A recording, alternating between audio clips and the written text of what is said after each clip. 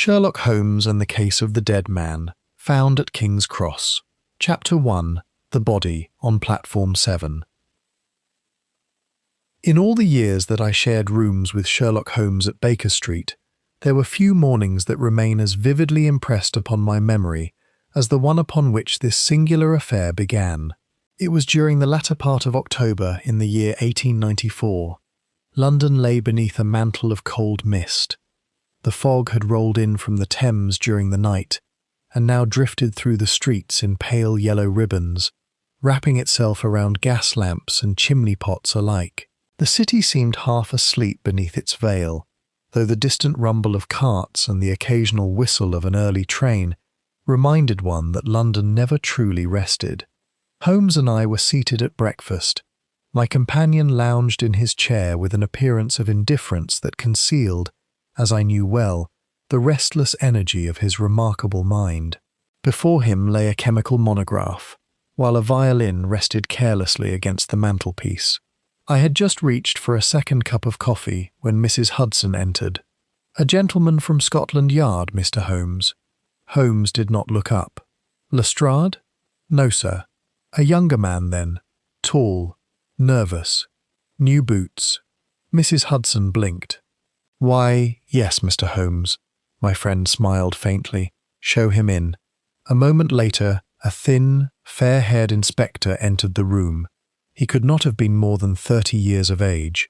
His expression revealed equal portions of determination and uncertainty. "Mr. Sherlock Holmes?" he asked. Holmes nodded.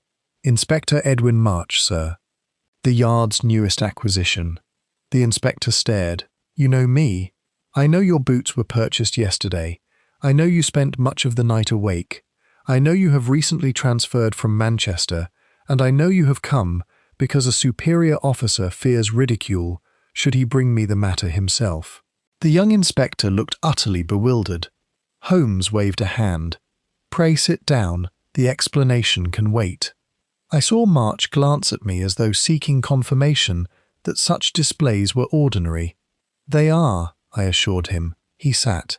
"Mr. Holmes, a body was discovered at King's Cross Station shortly after 5 o'clock this morning." Holmes remained silent.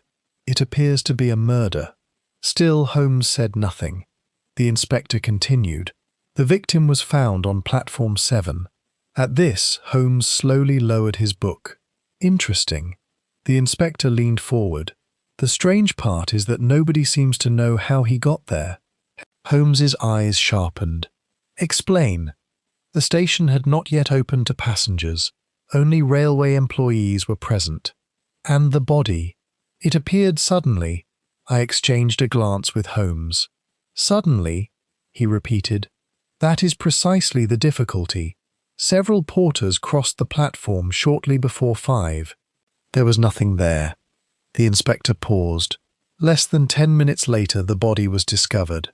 Holmes set aside his monograph. "Continue." "The man had been dead for several hours. Yet he was not there 10 minutes earlier." "Exactly." For the first time that morning, I observed genuine interest awaken in Holmes. A curious contradiction. "The station master believes someone moved the corpse during the night." "Believes?" asked Holmes. "The station was locked." Holmes steepled his fingers. "No signs of forced entry?" "None." "No witnesses?" "None." "No explanation?" "None." Holmes rose immediately. "Watson, your hat." I smiled. "The game is afoot?" "The game, my dear Watson, has scarcely introduced itself, but I confess I should like to make its acquaintance." Within the hour, we were approaching King's Cross. The station emerged from the fog like a vast iron cathedral. Steam drifted through the great arches overhead. Railway workers moved in subdued groups, speaking in whispers. News of death spreads quickly among such communities. Inspector March led us through a side entrance. "The body has not yet been removed." "Excellent," said Holmes. We crossed several platforms before reaching number 7. A constable stood guard. Beyond him lay the dead man. I have seen many corpses in my career as a physician, yet something about this one struck me immediately. The body lay perfectly flat upon the platform stones, not twisted, not collapsed, not fallen, placed. That was the word that entered my mind. Placed. The deceased appeared to be a gentleman of perhaps 50 years. He was well dressed. His coat was expensive. His boots were polished. A silk cravat remained neatly tied. Indeed, there was an odd absence of disorder. One would have imagined him asleep, had it not been for the terrible pallor of death. Holmes crouched beside the body. For several moments he said nothing. He examined the man's face, his hands, his clothing. Then he produced a lens. The inspector watched anxiously. "What do you think?" Holmes ignored the question. Instead he pointed. The right sleeve. March leaned closer. "I see nothing." "Exactly." The inspector frowned. Holmes moved on. A minute later he inspected the dead man's boots, then the collar, then a pocket watch. Finally he rose. "Identity?" March consulted his notebook. A card was found in his pocket. Name? Mr. Leonard Blackstone. The name meant nothing to me. Apparently it meant something to Holmes. "Blackstone?" he murmured. "Yes." "A shipping investor?" "I believe so." Holmes nodded slowly. "Very interesting." The inspector brightened. "You know him?" "Only by reputation." Holmes turned. "What was the cause of death?" "The doctor believes poisoning." I noticed Holmes become still. "Believes?" "There are no obvious wounds. No signs of struggle." "None." Holmes gazed down the length of the platform. Fog drifted between the columns. Far away a locomotive released a mournful whistle. The sound echoed through the station. Then Holmes walked several yards from the body. Without warning he knelt. "What is it?" I asked. He pointed toward the stone surface. I bent lower. There, almost invisible against the grime of the platform, was a faint white mark. A line. Not chalk, not paint. Something powdered. Holmes touched it carefully. Then he examined his fingertip. A curious smile appeared. "Ah." Inspector March stepped forward eagerly. "You found something?" Holmes stood. "Possibly. What is it?" "I haven't the slightest intention of telling you." The inspector looked dismayed. Holmes turned away. For several moments he surveyed the station roof, then the tracks, then the body once more. At last he addressed March. "Inspector, has anything been removed from the victim?" "No." "Nothing missing?" "Not as far as we can determine." Holmes nodded. "Then we have our first impossibility." The inspector blinked. "Impossibility? The man was poisoned elsewhere. How can you know that?" "Because he did not die here." "Then how did he arrive?" Holmes smiled. "That, Inspector, is precisely the question." He began walking toward the exit. March hurried after him. "Where are we going?" "To discover why a dead man spent the night travelling across London." The inspector stopped. "Travelling?" Holmes did not turn. "Oh yes." His voice drifted back through the fog. "The corpse has been on a journey." I stared after him. The inspector stared after him. Neither of us had the faintest notion how he could possibly know such a thing. Yet I had seen that expression before. Sherlock Holmes had found the first thread. And somewhere within the labyrinth surrounding Leonard Blackstone's death, the truth had already begun to reveal itself. Chapter 2. A Client Without a Face. The journey back to Baker Street was marked by one of those prolonged silences which, in Sherlock Holmes, invariably signified intense mental activity. Inspector March accompanied us as far as Euston Road. During the walk he made several attempts to extract Holmes's conclusions regarding the mysterious death of Leonard Blackstone, but each effort met with little success. "My dear Inspector," said Holmes at last, "the greatest obstacle in criminal investigation is not ignorance but certainty. One must never become too attached to a theory." "Then you have no theory?" "I have several." "Which one is correct?" Holmes smiled. "That remains to be discovered." The unfortunate inspector departed, looking scarcely enlightened. When we reached Baker Street, Holmes immediately threw himself into his armchair and closed his eyes. I recognized the pose. To an outsider, he might have appeared half asleep. In reality, his mind was racing. "What do you make of it, Watson?" he asked. "The poisoning seems evident enough." "Good. And the body was clearly moved." "Excellent." I hesitated. As for the rest, I confess myself lost. Holmes opened one eye. "You noticed the position of the corpse?" "Certainly." "Then you observed the most important feature at the scene, the fact that it was placed rather than dropped." "Precisely." I leaned forward. "Why is that significant?" "Because it tells us something about the murderer." "And what is that?" He possessed neither panic nor haste. Holmes rose and crossed to the fireplace. "A man who kills unexpectedly often leaves disorder behind him. A man who plans carefully leaves symmetry." He lit his pipe. "Leonard Blackstone's killer wished us to see the body." "At King's Cross?" "Undoubtedly." "Why?" "That, my dear Watson, is the puzzle." Before I could reply, a sharp knock sounded at the door. Mrs. Hudson entered. "A messenger, Mr. Holmes." "A messenger?"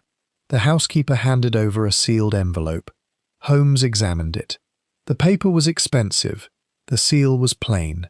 No name appeared upon the exterior. "Interesting," he murmured. The envelope contained a single folded sheet. Holmes opened it. As he read, I noticed a flicker of surprise pass across his face. Then amusement. Then something far rarer. Concern. "What is it?" I asked. Without answering, Holmes handed me the letter. The contents were brief. "Mr. Holmes, you are investigating the death of Leonard Blackstone. For your own safety, abandon the matter immediately. You have already overlooked the most important fact. If you continue, another man will die. A friend." There was no signature, no date, no address. I looked up. Good heavens. Quite. Holmes held out his hand. I returned the note. He studied it beneath the light. "Observe. The handwriting." Yes.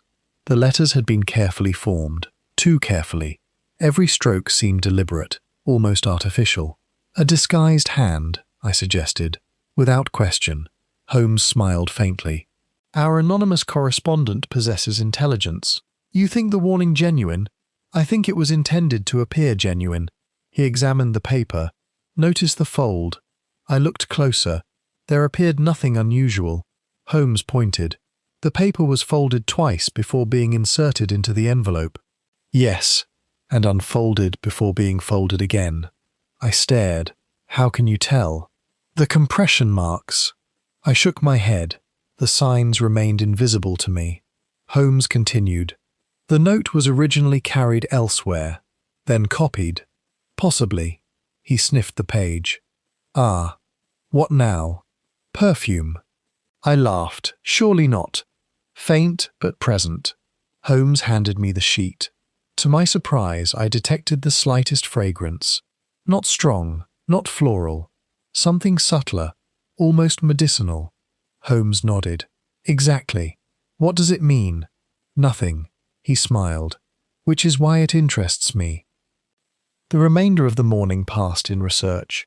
Holmes consulted directories, newspapers, financial reports, and shipping records. Gradually, a picture of Leonard Blackstone began to emerge. He was wealthy, very wealthy. For nearly 20 years he had invested in maritime trade. Several shipping firms depended upon his financial support. He maintained offices near the docks and owned a substantial residence in Kensington. Yet the more we learned, the stranger the matter became. "He appears remarkably respectable," I remarked. "Appearances are generous creatures," Holmes replied. By noon we had assembled a surprising amount of information. Blackstone had never married. He possessed no children. His closest surviving relative was a nephew residing in Liverpool. He employed a modest household staff. No known enemies appeared in any record. No scandals. No lawsuits. No public disputes. A model Victorian gentleman. Holmes looked dissatisfied. "I dislike it." "You dislike what?" "A life without imperfections." I laughed. "Surely that is admirable." "It is improbable." At that moment the bell rang once more. Mrs. Hudson appeared. "This gentleman insists upon seeing you, Mr. Holmes." A card was presented. Holmes glanced at it. His eyebrows rose. "Show him in." The visitor who entered was a broad-shouldered man of approximately 60 years. His clothing was expensive but carelessly worn. His face possessed the weathered appearance of one accustomed to outdoor life. Most striking of all were his eyes. They seemed haunted. "Mr. Holmes?" "Yes." "My name is Jonathan Pierce." He remained standing. "I understand you are investigating Leonard Blackstone's death." Holmes gestured toward a chair. "Please sit." The man obeyed. For several moments he seemed uncertain where to begin. Finally he spoke. "I knew Blackstone 20 years ago." "Business associates?" Pierce shook his head. "Friends." The word emerged with visible effort. "We're friends." Holmes watched carefully. "When did you last see him?" 10 years ago." I noticed Holmes glance briefly toward me. 10 years. A remarkably long separation for former friends. "You have come because of his death?" asked Holmes. "Partly." "Partly?" Pierce swallowed. "There is something you should know." Holmes remained silent.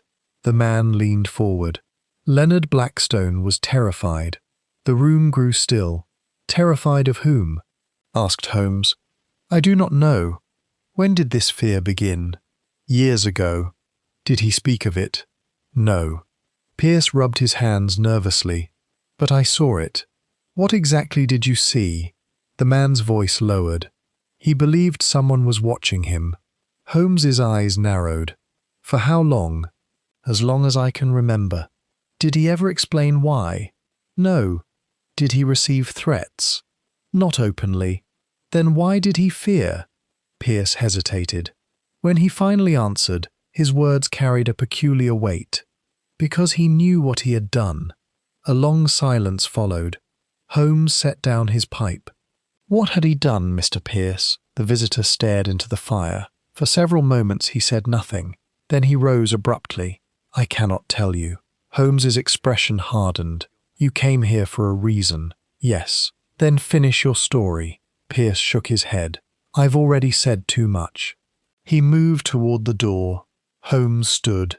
"If Blackstone was murdered because of something that occurred 20 years ago, withholding information may place others at risk."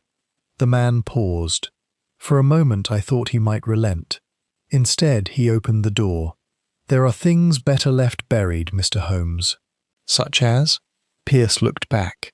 The expression upon his face remains vivid in my memory. "Fear, pure fear. The dead." Then he departed. For nearly a minute neither Holmes nor I spoke. Finally I broke the silence. "Extraordinary." "Indeed. What do you think he knows?" Holmes crossed slowly to the window. Outside, evening fog had begun gathering once more. The lamps along Baker Street glowed dimly through the haze. "Enough to be frightened." "You believe him?" "I believe his fear." Holmes stared into the street below. Then suddenly he became very still. "What is it?" He did not answer. Instead, he stepped closer to the glass. I joined him. Across the street stood a solitary figure, a man, tall, motionless, watching the windows of 221B Baker Street. As we observed, the stranger turned away. A moment later he vanished into the fog. Holmes smiled. "There, Watson." "What?" "Our anonymous friend." "You know him?" "No." His eyes gleamed. "But he knows us." And for the first time since the investigation had begun, I sensed that Leonard Blackstone's death was merely the opening move in a far larger and more dangerous game. Chapter 3. The Locked Study in Kensington. The following morning broke cold and grey, with a persistent drizzle that turned London streets into ribbons of glistening stone. At an early hour, Holmes and I set out for Kensington, where Leonard Blackstone had maintained his residence for nearly 15 years. Inspector March had arranged for our admission, and a constable now guarded the property until Scotland Yard completed its inquiries. The house stood upon a quiet avenue lined with elegant townhouses. It was large without being ostentatious. The exterior revealed the taste of a prosperous man who preferred respectability to display. As our cab rolled to a halt, Holmes gazed thoughtfully at the windows. "Observe, Watson." "What am I observing?" "The curtains." I looked upward. Several remained partially drawn. Others were fully closed. "I confess I see nothing remarkable." "Exactly what the owner intended." Before I could demand clarification, the front door opened. Inspector March emerged to greet us. "You are just in time, Mr. Holmes." "For what?" "A development." His expression suggested both satisfaction and excitement. Holmes noticed it immediately. "You have arrested someone." March blinked. "How did you know?" The triumphant expression of a young inspector who believes a difficult case has become easy. The inspector flushed slightly. "Perhaps." Holmes sighed. "Then I fear the case has become more difficult than ever." Inside, the house carried the peculiar stillness that follows an unexpected death. Servants moved quietly, doors closed softly. Every corridor seemed burdened by uncertainty. March led us into a spacious drawing room, where several members of the household awaited questioning. There were 6 in all: a housekeeper, a cook, 2 maids, a gardener, and Blackstone's personal secretary. It was the secretary who immediately drew my attention. His name was Harold Finch. He appeared to be a man in his late 30s, neatly dressed, clean-shaven, intelligent, yet visibly uneasy. March wasted no time. Mr. Finch was the last person known to have seen Blackstone alive. "Indeed?" said Holmes. The secretary nodded. "On Tuesday evening." "At what hour?" "Approximately 8 o'clock." "And your employer appeared normal?" Finch hesitated. "No." Holmes leaned forward. "In what way?" "He seemed distracted." "Nervous?" "Yes." "Did he explain why?" "No." "Did he receive visitors?" "Not that evening." "Letters?" "Several." Holmes's eyes sharpened. "What became of them?" "They remained in his study." "Excellent." March cleared his throat. "There is more." Holmes glanced toward him. "The victim altered his will 3 days before his death." That statement instantly transformed the atmosphere of the room. "A significant alteration?" asked Holmes. "Extremely." March opened his notebook. "Mr. Finch was originally named as beneficiary of a substantial sum. And now?" "It was removed." The secretary's face reddened. "I had no knowledge of the change." "Naturally," said Holmes. March folded his arms. "You can understand why he attracted our attention." "Perfectly." The inspector appeared encouraged. "We discovered he was heavily in debt." Holmes remained silent, and several witnesses confirm he argued with Blackstone last week. Still Holmes said nothing. March smiled. "Strong evidence, wouldn't you agree?" "Strong enough to worry me." The inspector's expression fell. "What do you mean?" "My dear March, evidence that arrives too conveniently often travels in poor company." The study occupied the rear of the house. It was a handsome room lined with bookshelves. Heavy curtains framed tall windows overlooking a small garden. A large mahogany desk stood near the fireplace. Everything appeared orderly, almost excessively so. Holmes entered without speaking. For nearly 10 minutes he wandered about the room. He examined books, measured distances, studied carpets, inspected walls, looked beneath furniture. At length he approached the desk. "What was found here?" he asked. March consulted his notes. "Correspondence, financial records, nothing unusual." Holmes opened a drawer.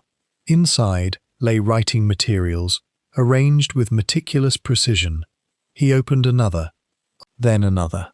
Finally he crouched beside the desk. "What is it?" I asked.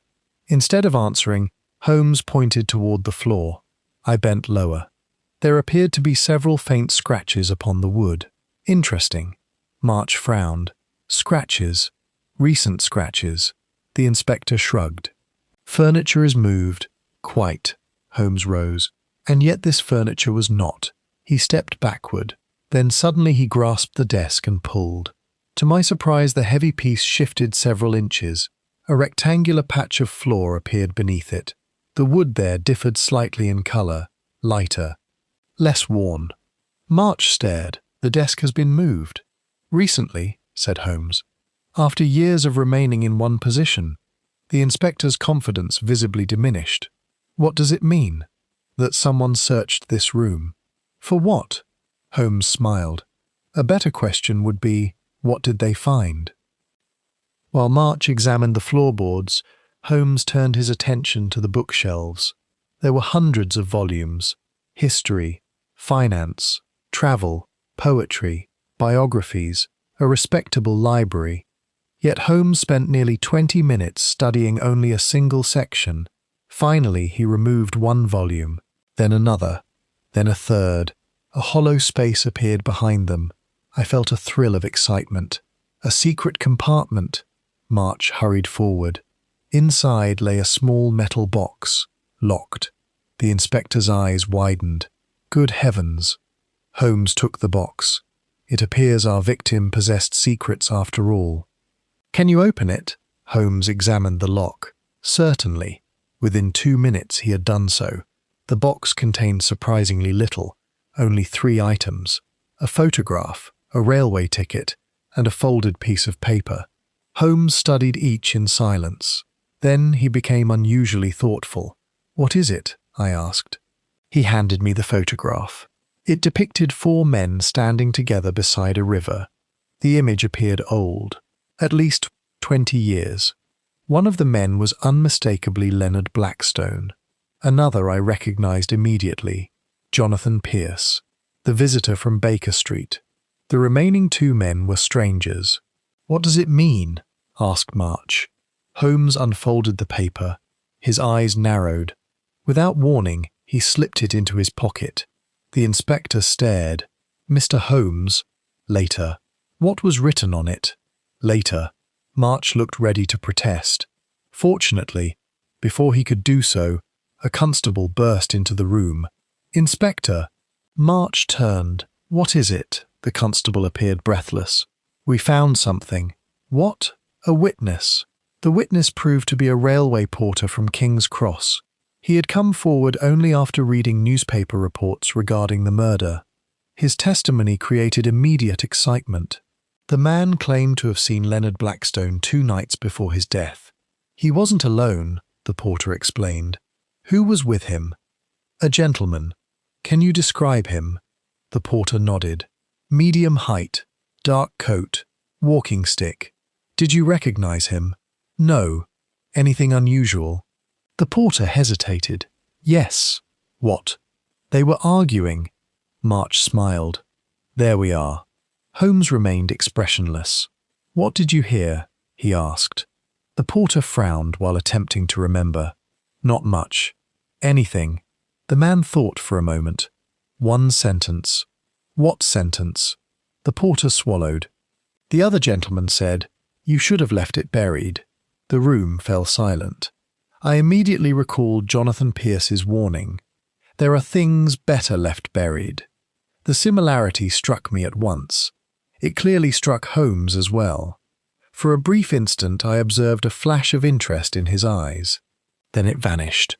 March, however, appeared triumphant. Did you see the man's face clearly? Enough. The inspector produced several photographs. After a short examination, the porter pointed decisively. That's him. The photograph showed Harold Finch, Blackstone's secretary. March slapped his notebook shut. There can be little doubt now. Holmes said nothing. The inspector's voice grew confident. Motive, opportunity, debt, witness testimony. He turned toward the constable. Bring Finch in. As the officer departed, Holmes moved quietly to the window. Rain streaked the glass. The garden beyond appeared blurred and distant. What troubles you? I asked softly. Holmes did not look away. The witness. What about him? He remembered exactly what was needed. I frowned. Surely that strengthens the case. Perhaps. Holmes's gaze remained fixed outside. Or perhaps someone wishes it strengthened. At that moment another detail caught his attention. His eyes narrowed. For several seconds he stared into the garden. Then, without explanation, he seized his coat. "Holmes, we are leaving." "Leaving?" "Immediately." March turned. "What about Finch?" "You may arrest him if you wish." The inspector looked astonished. "Then you agree?" Holmes opened the door. "No." "Then why leave?" For the first time that afternoon, a note of urgency entered Holmes's voice. "Because while Scotland Yard pursues the obvious suspect, someone is destroying evidence." He pointed toward the rain-soaked garden. "There." I followed his gaze. Near the far wall stood a patch of freshly disturbed earth, and protruding from the mud was the corner of a wooden box. Something had been buried there, or perhaps something had just been dug up.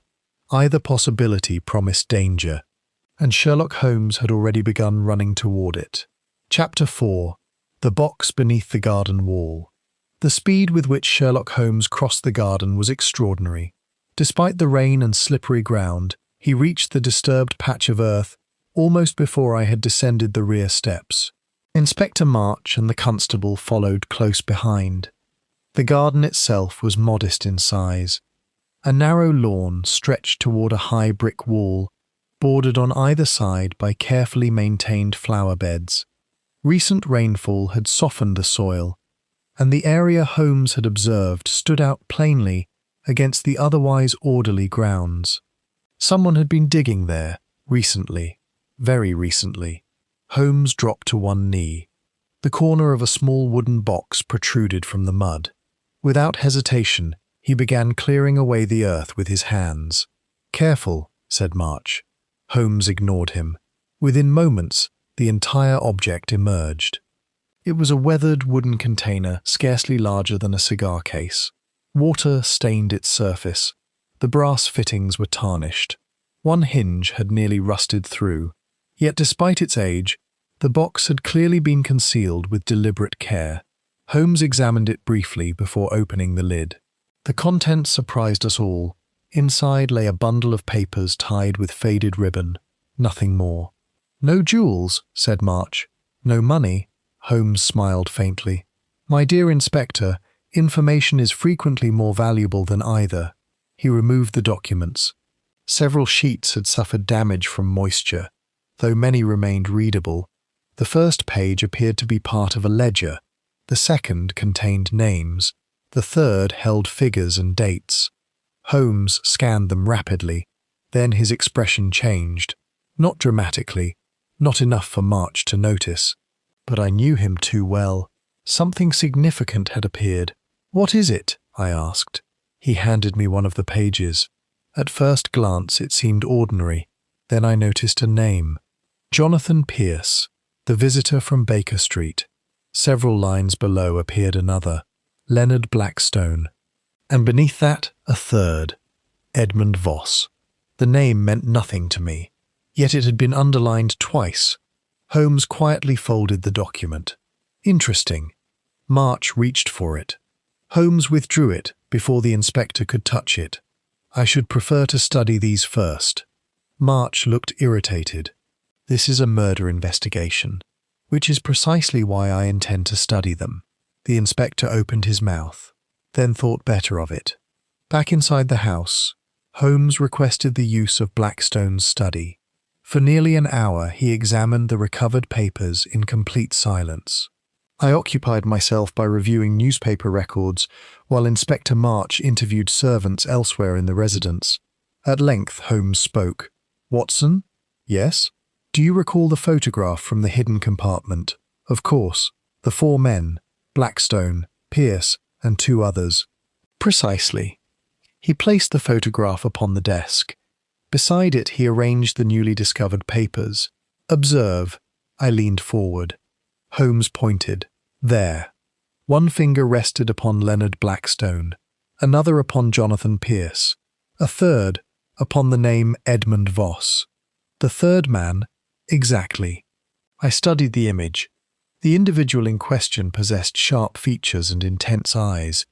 Even through the limitations of the old photograph there appeared something formidable about him. Who was he? Holmes leaned back. "That is what interests me." At that moment, March entered. "Mr. Holmes." "Inspector, we've completed preliminary questioning. Any surprises?" March nodded. "As a matter of fact, yes." He opened his notebook. "Several servants recall seeing Blackstone receive letters during recent weeks." Holmes appeared unsurprised. "Threatening letters? No one knows." "What became of them?" "Destroyed." That caught Holmes' attention. "Destroyed?" "According to the housekeeper, Blackstone burned them in the fireplace. Personally, everyone." Holmes stood. "And nobody saw their contents?" "Apparently not." The detective crossed slowly to the fireplace. For several moments he examined the grate. Then he smiled. "A pity." March sighed. "I expected that reaction." "You misunderstand." Holmes knelt. "The pity is that Mr. Blackstone was careless. With a pair of tongs, he extracted a tiny fragment from among the ashes. The piece was scarcely larger than a postage stamp. Yet several printed letters remained visible." March stared. "You can read that." "Enough." "What does it say?" Holmes rotated the fragment beneath the light. "River." The inspector frowned. "River? Part of a word, perhaps." Holmes slipped the fragment into an envelope. "Or part of a memory." By late afternoon we departed Kensington. The recovered papers accompanied us. Holmes remained unusually quiet during the journey home. Even his pipe went untouched. Only after reaching Baker Street did he finally speak. "Watson, what do you know of the River Severn?" I blinked. "The River Severn, yes. I know it is Britain's longest river. Anything else?" "Very little," Holmes nodded. As I suspected, he crossed to his reference shelves and began consulting several geographical volumes. Within 20 minutes, he had assembled maps covering large portions of Western England. I examined them with growing confusion. What possible connection can this have to Blackstone's death? Holmes pointed toward a particular location, a small riverside settlement, barely noticeable. Its name was Ashcombe Ferry. "Never heard of it," I said. "Nor had I." Holmes tapped the map. "Until today. And now? Now I suspect everything began there."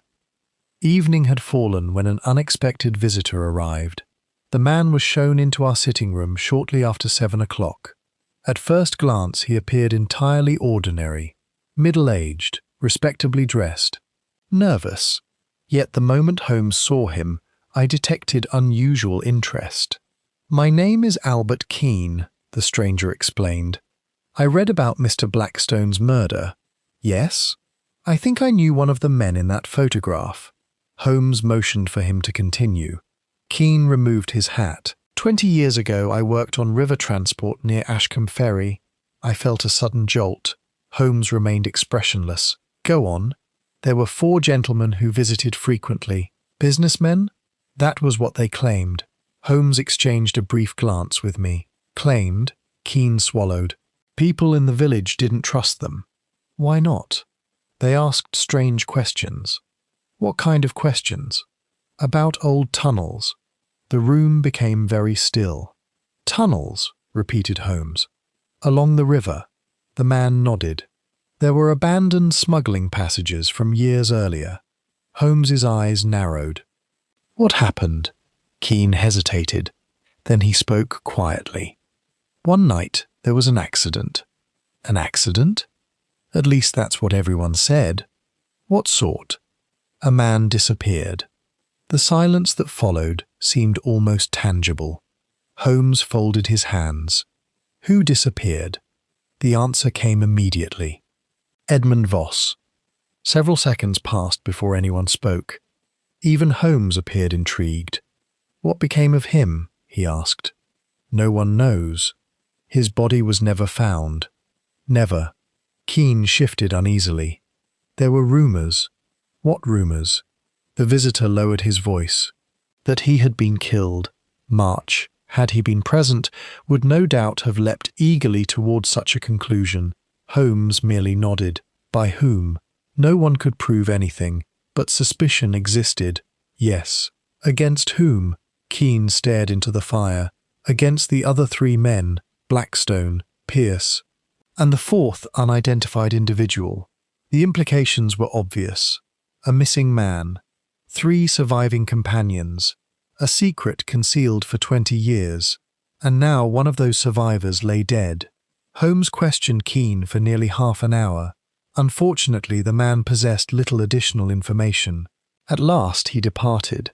When the door closed behind him, I turned immediately toward Holmes. Surely this is the explanation. Explanation? The motive? For which crime? I hesitated. Blackstone's murder. Holmes shook his head. No. No? The disappearance of Edmund Voss may explain fear. He rose and paced slowly across the room. It may explain secrets. He paused. It may even explain blackmail. Then what does it not explain? Holmes stopped beside the window. Outside, fog drifted through Baker Street. The lamps burned like distant stars. It does not explain King's Cross. I frowned. What do you mean? The body. Holmes's voice grew thoughtful. Placed upon platform 7. The anonymous warning. The moved desk. The hidden papers. The watcher outside our window. He turned toward me. All those things occurred now. Yes, not 20 years ago. I understood his meaning. Something from the past had indeed resurfaced. But another force, something active in the present, was moving pieces upon the board. Holmes walked to the fireplace. Without warning, he froze. For a brief moment, his eyes focused upon something lying near the hearth. A folded slip of paper. One that had not been there earlier. I rose. Holmes? He picked it up. No envelope, no signature, only a single sentence written in hurried script. This time the message was not a warning, it was a threat. You are asking questions about the wrong dead man. The room fell silent. Holmes read the note twice. Then a slow smile appeared. A dangerous smile. The smile he reserved for adversaries worthy of his attention. At last, he murmured, "What is it?" He handed me the note. "Our opponent has made his first mistake." How? Holmes tapped the paper. Because he believes Leonard Blackstone was the important death. And he wasn't? Holmes stared into the flames. "No, Watson." His voice was quiet, very quiet. "I am beginning to suspect that the real victim died 20 years ago. Chapter 5. The Man Who Vanished by the River. The threatening note discovered beside our hearth altered the entire complexion of the investigation. Until that moment, I had regarded Leonard Blackstone's murder as the central mystery, and the events of 20 years earlier merely as its probable cause. Holmes, however, now viewed matters differently. "The difficulty," said he, over breakfast the following morning, "is that everyone involved wishes us to look in one direction. And you prefer another?" "I prefer whichever direction people are attempting to hide." A railway timetable lay open upon the table. Beside it rested several maps. The name Ashcombe Ferry appeared repeatedly in Holmes's notes. "You truly believe the answer lies there?" "I believe questions lie there." "That seems less promising." "On the contrary, Watson, answers are often deceptive.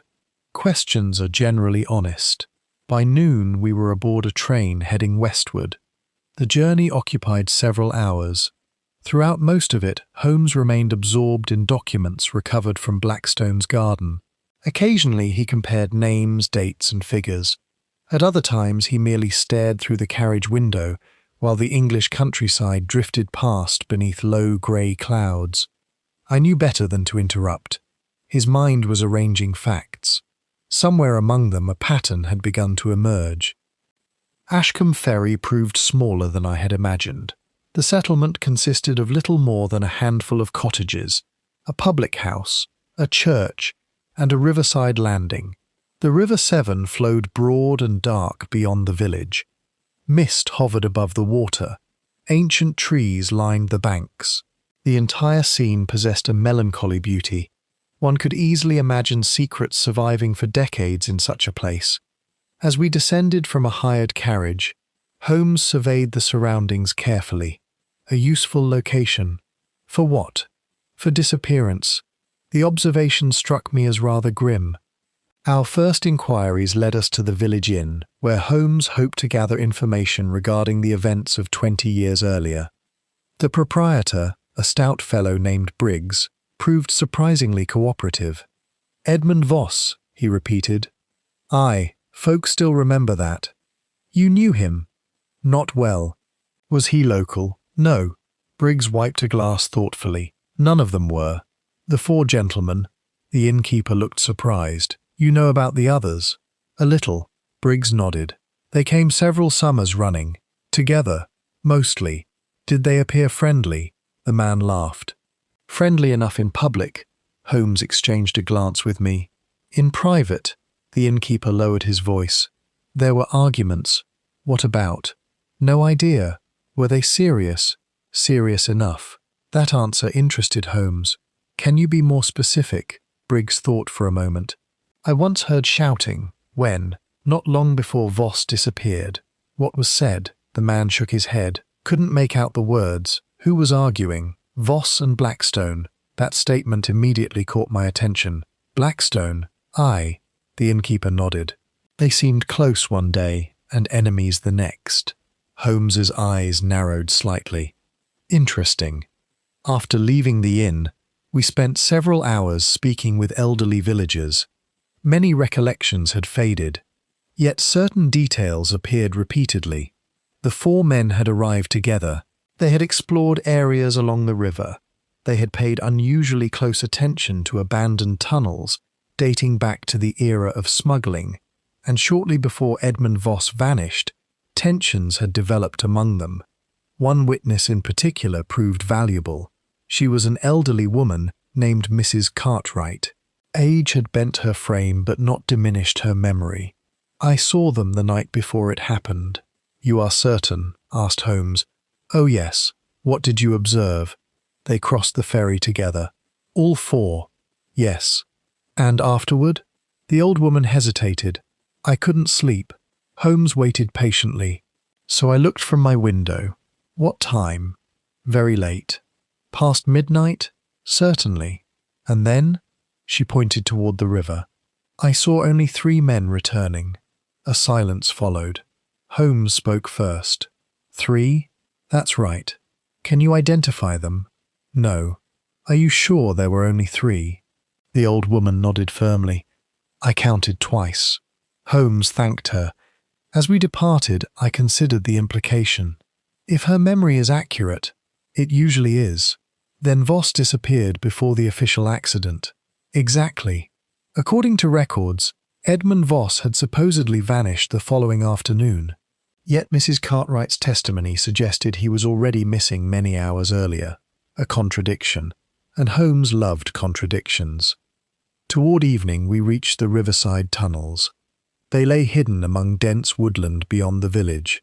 Time had not been kind to them. Stone entrances protruded from the hillside like dark wounds. Several had partially collapsed. Others remained intact. The place possessed a sinister atmosphere. The river flowed nearby with a constant whispering sound. Wind stirred through the trees. Even in daylight, the tunnels appeared forbidding. Holmes examined the ground carefully. For several minutes he wandered without speaking. Then he stopped abruptly. "Watson, what is it?" He pointed toward a patch of mud. "Footprints. Recent footprints." I crouched beside them. "Someone has been here. Very recently." The impressions remained sharp. Rain from previous days had softened the earth. Yet these marks showed little weathering. At most they were a day or 2 old. "Remarkable." "Not remarkable," said Holmes. "Expected." He followed the trail toward one of the larger tunnel entrances. The footprints disappeared inside. For a moment I felt distinctly uneasy.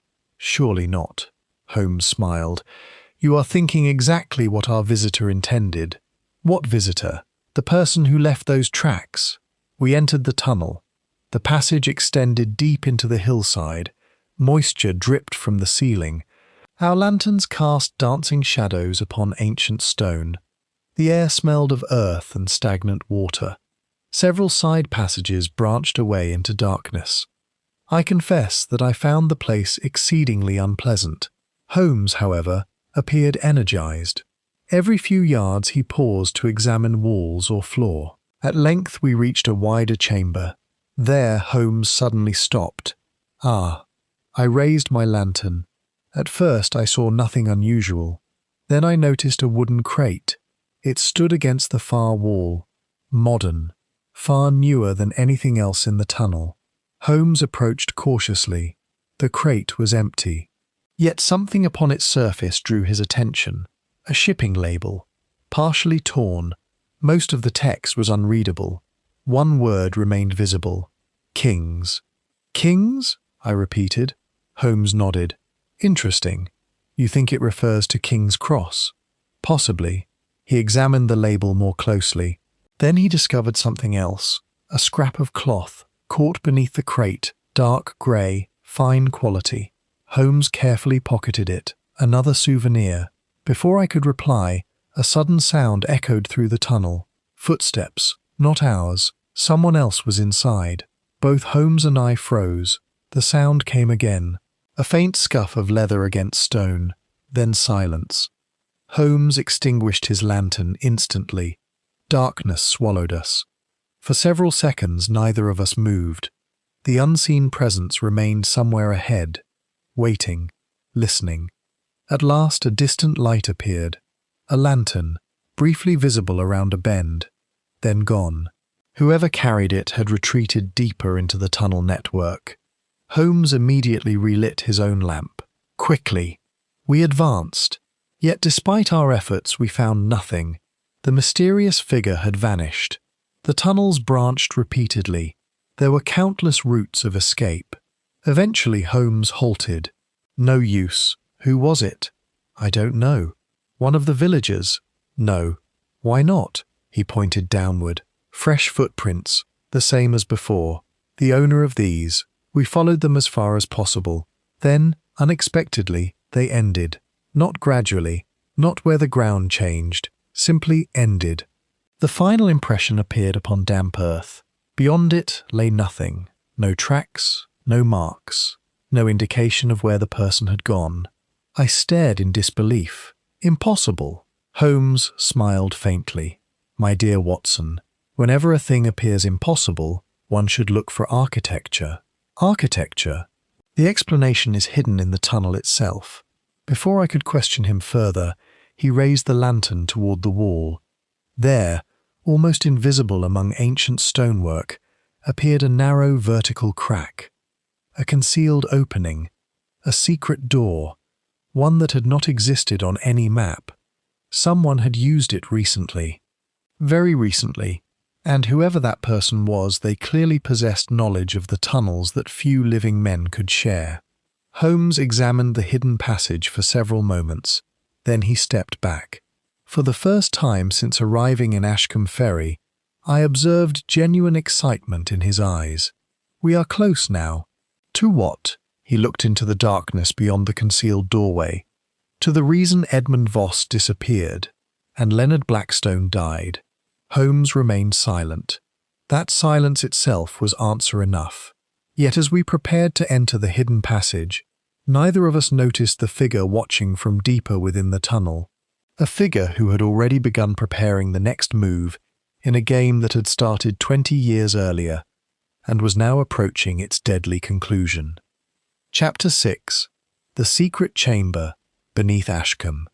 The concealed doorway proved to be one of the most ingenious pieces of workmanship I have ever encountered. At first glance it appeared indistinguishable from the surrounding stone. Only upon close examination could one detect the narrow seam that betrayed its existence. Holmes ran his fingers lightly across the surface. Remarkable. You've seen such mechanisms before. Something similar. He smiled faintly. Though generally in less damp surroundings. The opening measured scarcely 2 feet in width. Hidden hinges allowed a section of the wall to swing inward. Whoever had constructed it possessed considerable skill.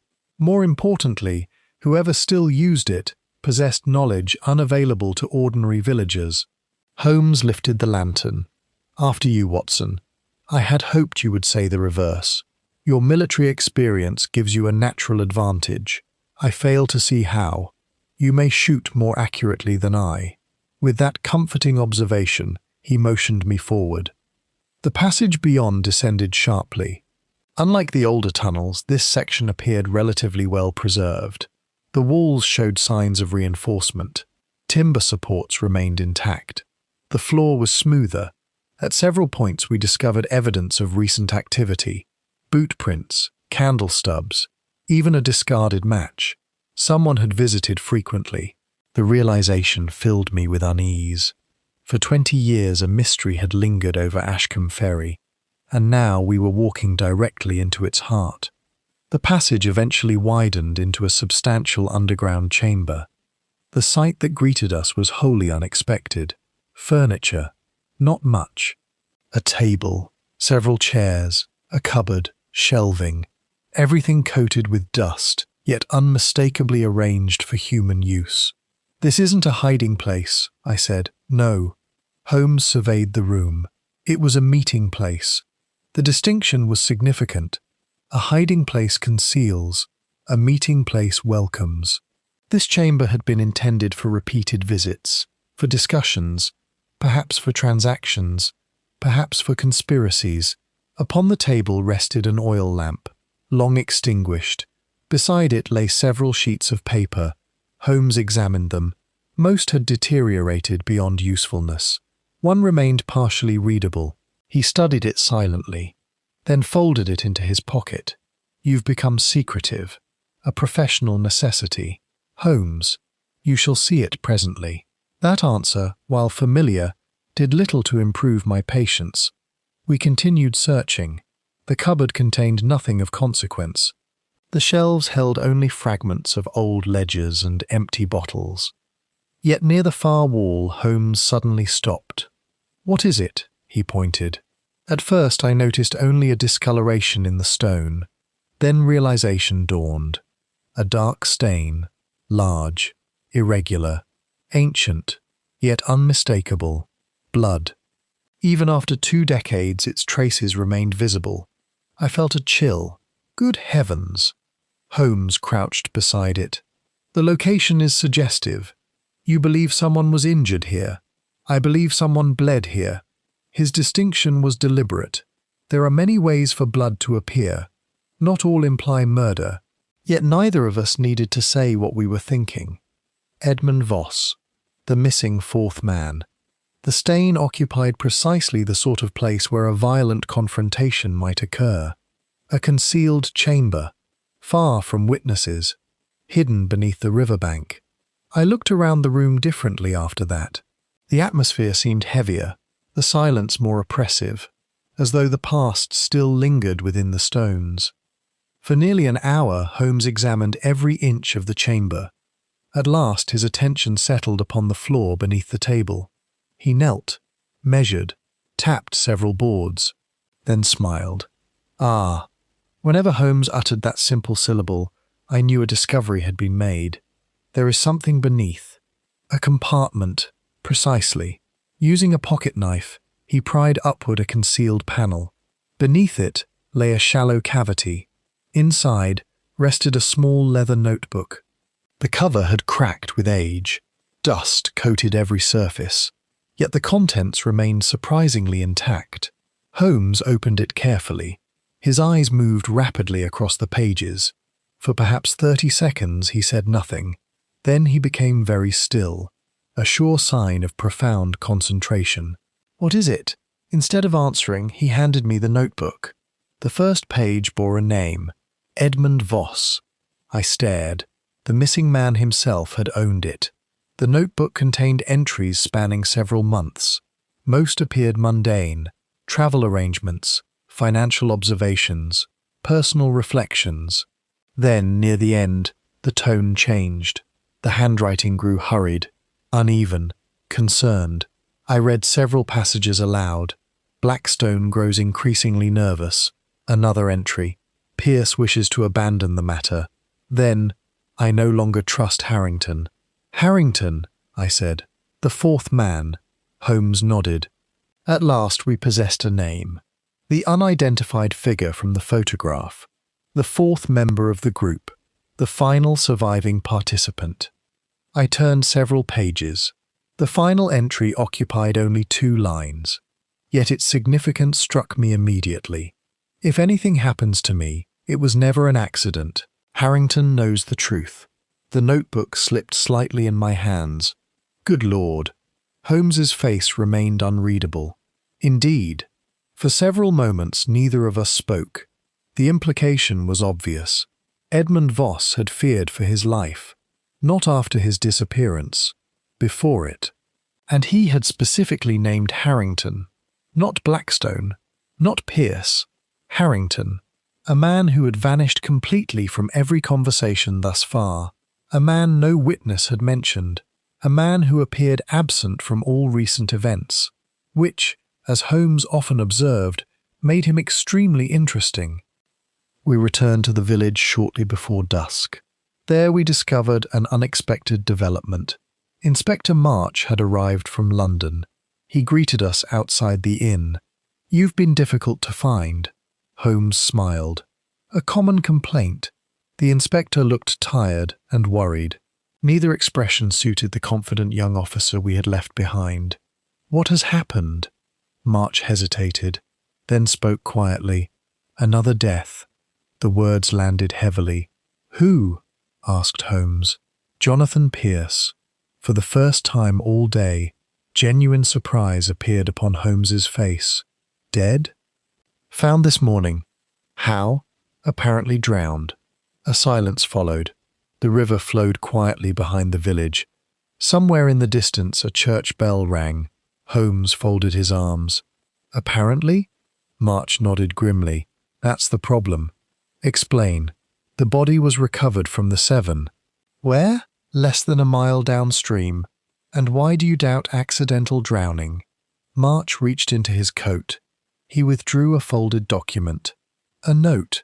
Holmes opened it. As he read, his expression hardened. "What does it say?" I asked. He handed it over. The message consisted of only 6 words. The past should have remained buried. I felt a chill. The wording echoed Pierce's warning at Baker Street. The dead. Things better left buried. And now this. Coincidence seemed increasingly unlikely. Was the note on the body? Yes. Holmes read it again, then suddenly looked toward the river. His eyes narrowed. "What is it?" "The timing of Pierce's death." "Precisely." March frowned. "What about it?" Holmes began pacing. "We arrive in Ashcombe. We ask questions. We discover evidence. Then within 24 hours, a key witness dies." The detective stopped. "No." "What?" "No, no, no." March looked bewildered. "What are you talking about?" Holmes pointed toward the river.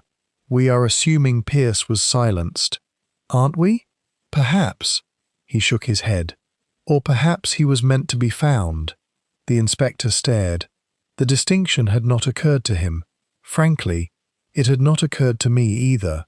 Holmes continued. "If someone wished merely to eliminate Pierce, there were easier methods." "Then why leave the note?" "Exactly." His eyes brightened. "The murderer wants us thinking about the past, the same way Blackstone's death pointed toward 20-year-old events." A dangerous intensity entered his voice. "Every clue is leading backward, which means," Holmes turned sharply, "it may be the wrong direction." That evening, we returned to the inn. Sleep proved difficult. Too many questions remained unanswered. Too many names occupied the board. Blackstone, Pierce, Voss, Harrington, the anonymous watcher, the unseen figure in the tunnels, the author of the threats. Sometime after midnight I awoke. A sound had disturbed me. Footsteps. Running footsteps. Voices followed. Shouts. Then a loud knock upon our door. I opened it. A terrified stable boy stood outside. "Mr. Holmes!" Holmes was already awake. "What is it?" The boy struggled for breath. "Someone's broken into the church." Holmes rose instantly. "The church?" "Yes, sir." "What was taken?" The boy swallowed. His answer transformed the case once again. "Nothing." "Then why the alarm?" The lad's face had gone pale. Because something was left there. A long silence followed. Holmes slowly picked up his coat. What was left? The stable boy looked as though he scarcely believed his own words. A coffin. And inside that coffin, as we would soon discover, lay a clue that would connect a missing man, a murdered financier, and a forgotten name from 20 years earlier. Chapter 7. The Coffin in the Church. Within 5 minutes of receiving the stable boy's alarming report, Holmes, Inspector March and I were hurrying through the darkened streets of Ashcombe Ferry. A cold wind swept in from the river. Clouds obscured the moon. The village church stood upon a slight rise overlooking the water, its ancient stone tower visible even in the darkness. As we approached, several villagers had already gathered outside. Their faces revealed a mixture of fear and fascination. No event had disturbed Ashcombe Ferry so profoundly in living memory. The vicar met us at the entrance. He was a thin, elderly gentleman whose agitation was evident. "Mr. Holmes, you discovered it?" "No." The vicar shook his head. "The sexton found it shortly before midnight." "Has anything been touched?" "Nothing." "Excellent." Holmes entered immediately. The church interior was illuminated by several oil lamps hastily brought from nearby cottages. Their flickering light cast strange shadows across ancient stone walls. Near the altar stood the object that had caused such alarm. A coffin. Not a burial casket prepared by local craftsmen. Not an antique relic, a modern coffin, plain, dark, unmarked. It rested alone upon the flagstones, like a silent accusation.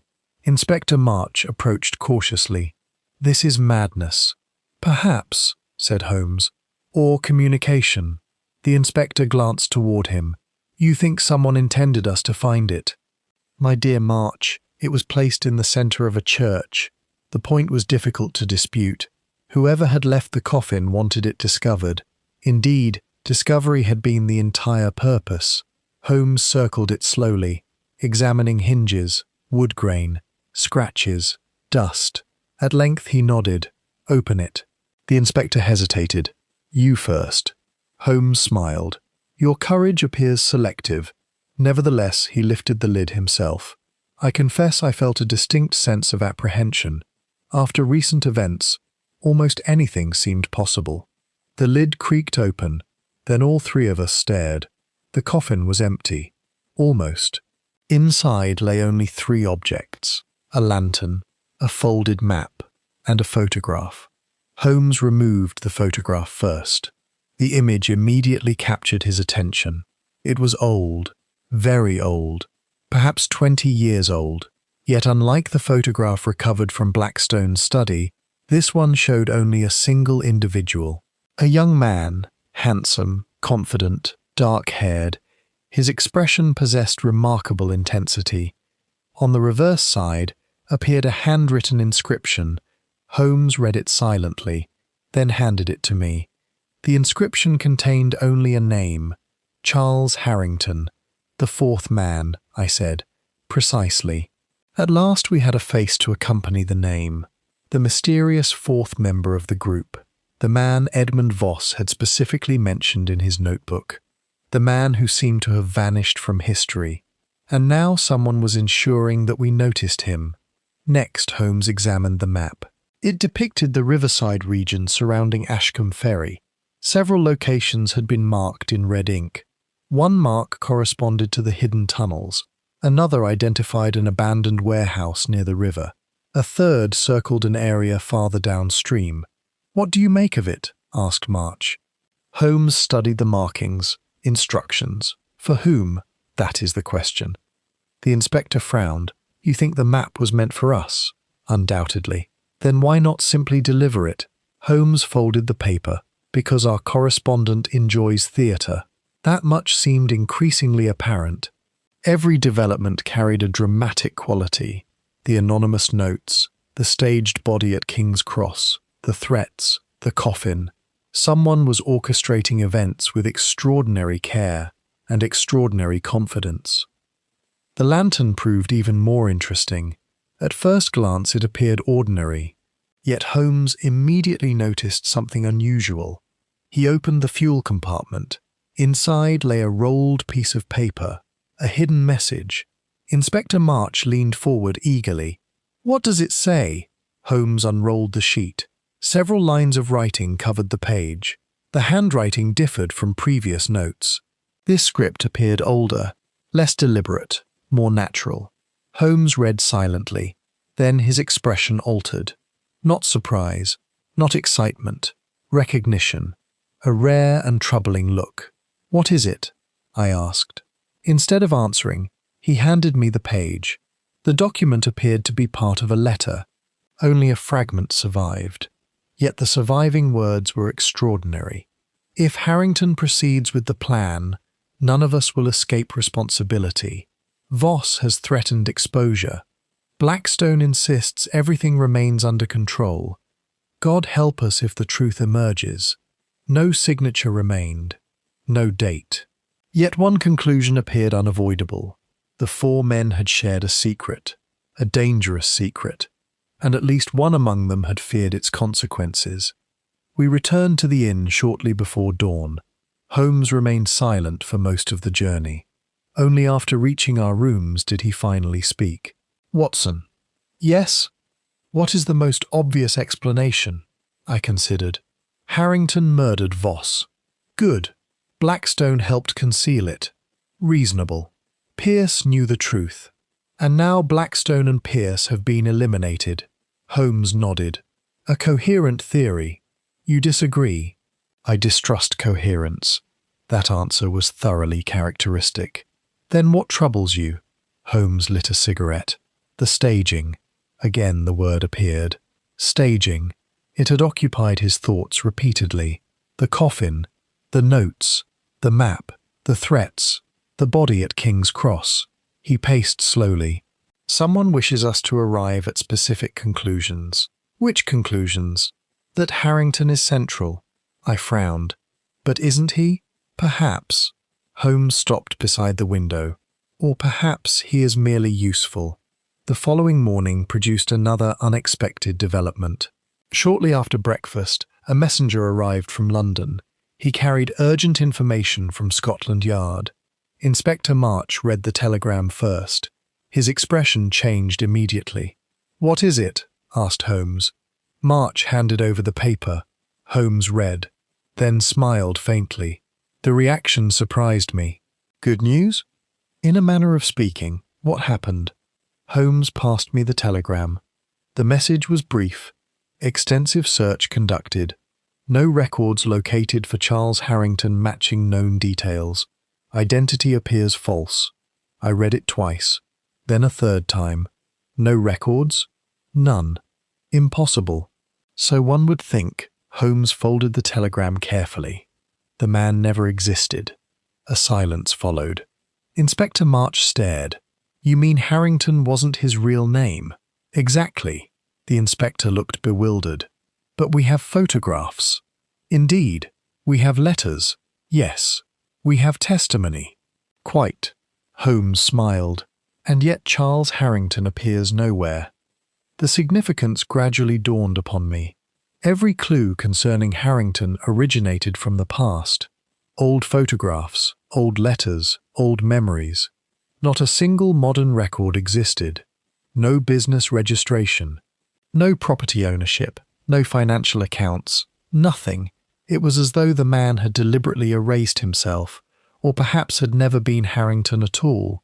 Holmes appeared almost pleased by the revelation. "This changes everything." "How?" "Because we have been asking the wrong question." "What question?" "Where is Harrington?" And the correct question. Holmes's eyes gleamed. Who was Harrington? That afternoon, Holmes insisted upon revisiting the hidden chamber beneath Ashcombe. This time, however, his attention focused upon something entirely different. Not the bloodstain, not the notebook, not the concealed compartment, the furniture, specifically the table. For nearly 20 minutes he examined it, measured it, tapped its surface, inspected every joint. Finally he discovered what he had been seeking, a carving, tiny, almost invisible, located beneath the tabletop. I crouched beside him. The carving consisted of only two initials, C.H. Charles Harrington, or the man calling himself Charles Harrington. Holmes smiled. Then he noticed something else. Directly beneath the initials appeared a second mark, older, partially scratched away, yet still visible. Two different initials. Not CH, but AM. Holmes became very still, a dangerous stillness, the kind that signified a major breakthrough. "What is it?" I asked. He rose slowly. At last he spoke. "Watson." "Yes, I believe Charles Harrington never existed." "You already said that." "No." His voice had grown quiet, very quiet. "I mean, I believe someone invented him." A chill passed through me. "Who?" Holmes stared at the faded initials. Then toward the darkness of the tunnel beyond. The answer came softly. "So that is your game." "What game?" He looked at me, and for the first time since the investigation began, I saw certainty in his eyes. "The murderer has been dead for 20 years. Chapter 8. The Name Beneath the Initials. I confess that Holmes's declaration left me more bewildered than any statement he had yet made during the investigation. We had only just uncovered evidence suggesting that Charles Harrington was not a genuine identity. Now Holmes appeared convinced that the man behind the name had been dead for 2 decades. The contradiction seemed impossible. As we made our way back through the tunnels beneath Ashcombe Ferry, I attempted repeatedly to obtain an explanation. Each effort proved futile. "My dear Watson," said Holmes, "you possess all the facts that I possess. Then why do they refuse to arrange themselves in my mind? Because you are attempting to solve the mystery, and you are not." "No," he smiled faintly. "I am attempting to understand it. I have often reflected upon that distinction. At the time it offered little comfort. The following morning found us once again in the village inn. Rain beat steadily against the windows. The river beyond appeared dark and swollen beneath the overcast sky. Inspector March sat with us, reviewing notes from the investigation. His confidence had diminished considerably since leaving London. The case no longer resembled the straightforward murder inquiry he had originally imagined. Frankly, it no longer resembled any ordinary case at all. "Let us review the facts," said Holmes. March looked relieved. A summary promised clarity. Or so he hoped. Holmes began. 20 years ago, 4 men arrived in Ashcombe Ferry." He raised one finger. "Leonard Blackstone," a second finger. "Jonathan Pierce," a third. "Edmund Voss," then a fourth. "A man calling himself Charles Harrington." The detective paused. Shortly thereafter, Voss disappeared. March nodded, presumed dead. "Quite," Holmes continued. "Blackstone spent the next 20 years living in fear. Apparently." Pierce remained silent. "Yes." Then, within recent weeks, events accelerated. He began pacing. Threatening letters, secret documents, hidden evidence. Blackstone murdered. Pierce murdered. Anonymous messages. Theatrical displays. The coffin. The map. The detective stopped. "What is the common feature?" March frowned. "The past." "No." "The 4 men." "No." I considered. Then suddenly the answer appeared. The audience. Holmes pointed at me. "Precisely." March blinked. "I don't understand." Holmes smiled. "Every event has been designed for observation." The inspector remained puzzled. Holmes elaborated. "The body at King's Cross was displayed. The notes were discovered. The coffin was found. The map was delivered. The clues appeared exactly where we would encounter them." A silence followed. Gradually the implication emerged. The unknown adversary had not merely committed crimes. He had constructed a narrative, one intended for Holmes himself. Shortly after noon, Holmes requested access to parish records maintained by the village church. The vicar proved accommodating. Within an hour we found ourselves seated among dusty ledgers dating back several generations. Holmes examined records from the year of Edmund Voss's disappearance. Births, deaths, marriages, property transfers, most appeared irrelevant. Then he stopped. "Ah, The familiar sound instantly commanded my attention. "What have you found?" He rotated the ledger toward me. One entry had been marked in faded ink. The record concerned a burial. The deceased, Arthur Mallory. I read the name twice, then a third time. My eyes widened. A.M. Exactly. The initials hidden beneath the table in the underground chamber. Arthur Mallory. The name meant nothing to me, yet Holmes appeared deeply interested. Who was he? The vicar adjusted his spectacles. A local schoolmaster. Respected. Very. When did he die? The old clergyman consulted the page. The same year Mr. Voss disappeared. Holmes and I exchanged a glance. The coincidence was striking. "What caused his death?" asked Holmes. The vicar hesitated. Officially, drowning." A silence followed. The river again. Another drowning. Another death connected to the same year. Holmes's eyes narrowed. "And unofficially?" The vicar appeared uncomfortable. "There were rumours." "What rumours?" "That it was not accidental." Within an hour we had learned considerably more. Arthur Mallory had been a schoolmaster beloved by the village. Intelligent, honest, curious, he had also become fascinated by the old tunnels along the river. Several witnesses recalled seeing him explore the area during the months preceding his death. One elderly resident provided a particularly valuable detail. He argued with strangers. "What strangers?" asked Holmes. "The gentleman from London." The old man pointed toward the photograph we carried. His finger settled upon Leonard Blackstone, then Jonathan Pierce, finally the figure identified as Charles Harrington. They didn't like him asking questions. Holmes remained silent. "What questions?" I asked. The witness shrugged. Nobody knew, yet his testimony altered the entire structure of the case. Arthur Mallory had crossed paths with the four men. He had investigated the tunnels. Then he had drowned. The same year Edmund Voss disappeared.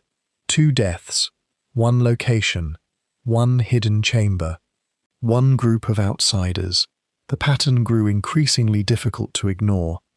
That evening, Holmes locked himself inside our room for nearly 3 hours. I heard him moving constantly, examining documents, comparing handwriting, reviewing notes. Several times he muttered observations to himself. At length he emerged. His expression revealed satisfaction. Not complete certainty, but progress. Significant progress. "Watson." "Yes?" "I require your assistance." "Gladly. We are going to send a message." "A message to whom?" "Our adversary." I stared. "You know who he is?" "No." "Then how can you send him a message?" Holmes smiled. "Because he is watching." The answer was disconcertingly simple. The following morning, Inspector March joined us at breakfast. Holmes outlined his plan. The inspector listened with growing astonishment. "You intend to publish that?" "Certainly." "It's false?" "Partly." March shook his head. "The newspapers will repeat it." "Excellent." "Why?" Holmes lit a cigarette. "Because our opponent has demonstrated several characteristics, such as pride, patience, intelligence, theatricality." Holmes exhaled smoke slowly. "And an inability to resist controlling the story." The plan was straightforward. A carefully worded statement would appear in regional newspapers. According to the report, Sherlock Holmes had solved the mystery. The hidden tunnels had supposedly revealed conclusive proof that Charles Harrington murdered Edmund Voss. The case, for all practical purposes, was closed. March looked skeptical. "You think anyone will believe that?" "I sincerely hope not." The article appeared 2 days later. By then we had returned to London. Holmes spent most of the journey reading. Outwardly he seemed unconcerned. Yet I knew he was waiting, watching, expecting a reaction. The reaction arrived sooner than anticipated. Late that evening, Mrs. Hudson entered Baker Street carrying a parcel. "No sender, Mr. Holmes." "Of course not." The package was small, wrapped carefully. No address beyond our own. Holmes opened it. Inside lay a single object, a pocket watch, old, silver, engraved. The initials upon its cover read, E.V. Edmund Voss. I felt a chill. The missing man's property, lost for 20 years, now suddenly delivered to Baker Street. Holmes opened the watch. Inside lay a folded slip of paper, a message.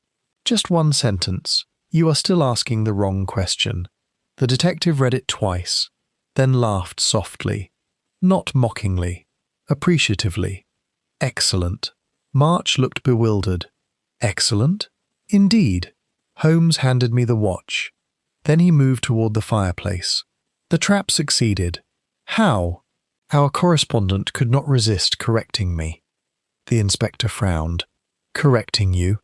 Precisely. Holmes tapped the message. Observe. The note did not deny the theory. It did not challenge the evidence. It challenged the question itself. A subtle distinction, yet apparently an important one. Holmes's eyes gleamed. The answer has been in front of us from the beginning. What answer? I asked. He looked toward the fire, then toward the pocket watch, then toward the photograph of the four men. Finally he spoke. Everyone assumes the mystery concerns who killed Edmund Voss. A pause followed. No, Holmes shook his head. That is merely the bait. A silence filled the room. The detective's next words altered everything once again. The real mystery is why Edmund Voss was allowed to live long enough to write his notebook. I stared. March stared. Neither of us immediately understood, but Holmes already had, and judging by the intensity in his expression, the final pieces of the puzzle were beginning to align. Somewhere in London, an unseen opponent had just made another mistake, and Sherlock Holmes was preparing to make him pay for it. Chapter 9. The Watch of Edmund Voss. The arrival of Edmund Voss's watch marked a decisive turning point in the investigation. Until then, we had been pursuing fragments of a story scattered across 2 decades. The evidence was substantial but incomplete. Names had emerged from the shadows. Hidden chambers had been discovered. Deaths had been linked. Yet, the central mechanism driving the affair remained concealed. The watch changed that. For the first time, our unseen adversary had sent us an object directly connected to the original events at Ashcombe Ferry. And, as Holmes immediately suspected, the object contained far more information than appeared upon the surface. The following morning, I found Holmes seated at the breakfast table, the silver watch resting before him. He had evidently spent much of the night studying it. Numerous sheets of paper surrounded him. Several reference books lay open. His violin remained untouched in a corner, a sure sign that his thoughts were fully occupied. You have discovered something. Holmes looked up. My dear Watson, every object possesses a history. And this one? This one possesses several. He handed me the watch. At first glance it appeared entirely ordinary. The silver casing showed signs of age. The hands had stopped long ago. The engraving EV remained clearly visible. I see nothing unusual. Exactly. Holmes smiled. The sender expected that. He took the watch back and opened its rear cover. Inside, barely visible beneath years of wear, appeared a tiny scratched mark. A number. 17. Interesting. Is it? Very. Holmes pointed toward another location inside the casing. A second number. 22. Then a third. 31. I stared. Coordinates? No. Dates? No. What then? Holmes leaned back. Page numbers. Within minutes he produced Edmund Voss's recovered notebook. The significance became immediately apparent. Pages 17, 22, and 31 contained entries unlike the rest. Not longer, not more detailed. Merely peculiar. The wording seemed awkward, artificial, as though Voss had been attempting to communicate something indirectly. Holmes laid the entries side by side, then extracted individual words. A hidden message emerged. I confess I felt a thrill of admiration. The words formed a coherent sentence. Mallory found the records below the chapel. For several moments neither of us spoke. At last I broke the silence. Arthur Mallory. Indeed. The schoolmaster. The drowned villager. The man whose initials appeared beneath the hidden table. Suddenly, his importance increased dramatically. He discovered something. Exactly. Holmes tapped the message. The notebook was not intended as a diary. No, it was intended as insurance. The explanation fit perfectly. Edmund Voss had anticipated danger. If he vanished, someone might eventually decipher the notebook. The hidden message would survive. A remarkably intelligent precaution. Then what records did Mallory find? Holmes smiled. That is today's question. By noon, Holmes had assembled enough evidence to revisit a subject we had largely neglected. The church. Specifically, the old chapel foundations beneath the present structure. According to local records, an earlier medieval chapel had occupied the site centuries before. Its remains supposedly lay buried beneath the existing building. Why would records be hidden there? I asked. Because valuable things are frequently concealed where nobody wishes to dig. The logic was difficult to dispute. Holmes immediately telegraphed Ashcombe Ferry. Permission was requested. Arrangements were made. By evening we were once again aboard a train heading west. Inspector March accompanied us. His enthusiasm had returned. The puzzle was finally beginning to reveal structure. We arrived shortly before midnight. The vicar met us at the church. Several labourers had already been assembled. Lanterns illuminated the ancient stone interior. Shadows danced across walls worn smooth by centuries. Holmes wasted no time. The area beneath the altar had been identified from architectural drawings. Excavation began almost immediately. For 2 hours little progress occurred. Stone, dust, earth, nothing more. Then a labourer's spade struck wood. The sound echoed through the church. Everyone froze. Holmes moved forward instantly. Carefully. The object proved to be a small chest, far older than anything else we had encountered. The wood had darkened with age. Iron bands reinforced its sides. A rusted lock remained attached. Within minutes, Holmes opened it. The contents astonished everyone present. Bundles of documents, dozens of them, preserved by dryness, protected by secrecy, forgotten for generations, or so it seemed. For nearly an hour, Holmes examined the papers. Most concerned local land ownership, property transfers, commercial agreements. Nothing remarkable. Then he discovered a collection of documents from approximately 20 years earlier. The same period, the same year, the same story. His expression hardened. What is it? Instead of answering, he handed me a ledger. I opened it. The entries appeared financial in nature. Transactions, payments, investments. Then one name caught my eye. Leonard Blackstone. Another. Jonathan Pierce. A third. Edmund Voss. And finally, Arthur Mallory. My heart quickened. The schoolmaster's name appeared repeatedly, not as a witness, not as an observer, as a participant. Good heavens! Holmes nodded. Exactly. Arthur Mallory had not stumbled accidentally upon a secret. He had been involved in it. Deeply involved. The implications multiplied rapidly. For months we had assumed 4 principal figures. Now a 5th emerged, and perhaps a 6th. The story grew larger, more complicated, far more dangerous. Inspector March studied the ledger. What sort of venture was this? Holmes pointed towards several entries. Payments had been routed through intermediaries, names concealed, locations abbreviated. Yet a pattern emerged. The river. Yes. The tunnels. Yes. March frowned. Smuggling. Not exactly. Holmes examined another page, then suddenly became very still. I recognized the expression immediately. A revelation. What have you found?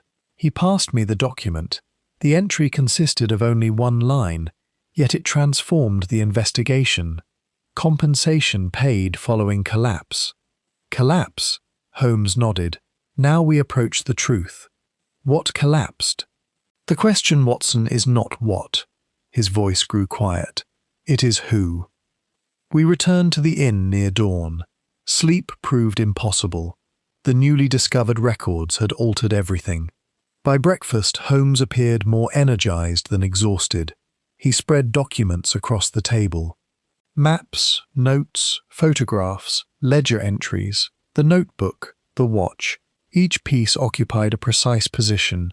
The arrangement resembled a battlefield map, a campaign approaching its conclusion.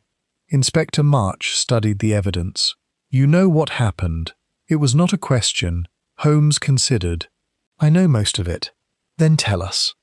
The detective shook his head. Not yet. Why not? Because one crucial element remains uncertain. March sighed. The murderer. No. The answer surprised us both. Holmes tapped the photograph of the four men. The victim. A silence followed. The victim, I repeated. Yes, Edmund Voss. Holmes shook his head. No. Arthur Mallory. Again he shook his head. Then who? The detective stared into the fire. For several moments he said nothing. Then, I am beginning to suspect there has only ever been one victim. The statement baffled me. Several people were dead. Others had vanished. What could he mean? Yet before I could ask, a commotion erupted outside. Voices, running footsteps. A knock sounded at the door. A constable entered, breathless. Mr. Holmes, what is it? We found a body. The room fell silent. March rose immediately. Where? The constable swallowed. In the tunnels. A chill passed through me. Whose body? The officer hesitated. His face had gone pale. The problem, sir. What problem? The constable's voice dropped. The body appears to have been dead for 20 years. The words struck the room like a thunderclap. Holmes stood slowly. No surprise appeared in his expression. Only confirmation, as though a final piece had just fallen into place. At last, he murmured. The constable stared. March stared. I stared. Holmes reached for his coat. Come, gentlemen. His eyes gleamed with a certainty I had not seen since the beginning of the affair. I believe we are about to meet Edmund Voss. Chapter 10. The Skeleton in the Tunnel. There are moments in every great investigation when speculation ends and reality asserts itself. For Sherlock Holmes, that moment arrived beneath the hills of Ashcombe Ferry. The discovery of the body transformed the case. No longer were we dealing solely with memories, rumours, and hidden histories. At last, the dead had begun to speak. The remains had been found deep within the tunnel network, not inside the hidden chamber we had previously explored, not near the bloodstain, but farther beyond, in a section accessible only through the concealed passage, a place apparently untouched for decades. By the time we arrived, several constables guarded the site. Lanterns illuminated the damp stone corridor. The atmosphere was grave. Even hardened policemen appeared uneasy. One rarely encounters a corpse 20 years after death. The remains lay within a narrow recess partially concealed behind fallen timber. Time had reduced the body to a skeleton. Fragments of clothing remained. Little else. Yet certain details survived remarkably well. Holmes crouched beside the skeleton immediately. For several minutes he said nothing. The constables wisely remained silent. Inspector March watched anxiously. At length Holmes spoke. Interesting. I had long ago learned that this particular word could signify almost anything. What have you found? The first certainty. He pointed toward the bones. This is not Edmund Voss. The statement stunned everyone present. March stared. What? This body does not belong to Voss. How can you possibly know that? Holmes indicated the skull. The teeth. The teeth. Several fillings. March looked bewildered. Holmes continued patiently. We possess dental records from Voss's London physician.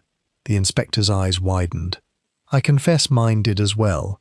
At some point, Holmes had evidently obtained information without informing either of us. The records indicate no such dental work. A silence followed. Then whose body is it? I asked. Holmes smiled faintly. That, Watson, is the correct question. The skeleton wore the remains of a waistcoat. Most of the fabric had deteriorated. One pocket, however, still contained an object. A metal pencil case, corroded but intact. Holmes opened it carefully. Inside rested a folded piece of paper, remarkably preserved. Every man present leaned closer. Holmes unfolded the document, then became very still. "What is it?" asked March. Instead of answering, Holmes handed me the page. The writing was brief, painfully brief, yet instantly significant. "If this is found," Harrington lied. Only 4 words followed, 4 words that changed everything. "Arthur Mallory knows." For several seconds I could do nothing but stare. Arthur Mallory again. The schoolmaster, the drowned villager, the man whose initials appeared beneath the hidden table. The name surfaced repeatedly, almost obsessively, like a thread woven through every event. Holmes nodded slowly. "Exactly as I suspected." "You suspected this?" "Not the wording." His gaze remained fixed upon the note. "But the direction." We returned to the hidden chamber. There Holmes spent nearly an hour re-examining evidence. This time his attention focused upon chronology, dates, movements, relationships. For the first time since the case began, he openly discussed his reasoning. "Consider the accepted narrative." March folded his arms. "Voss disappears."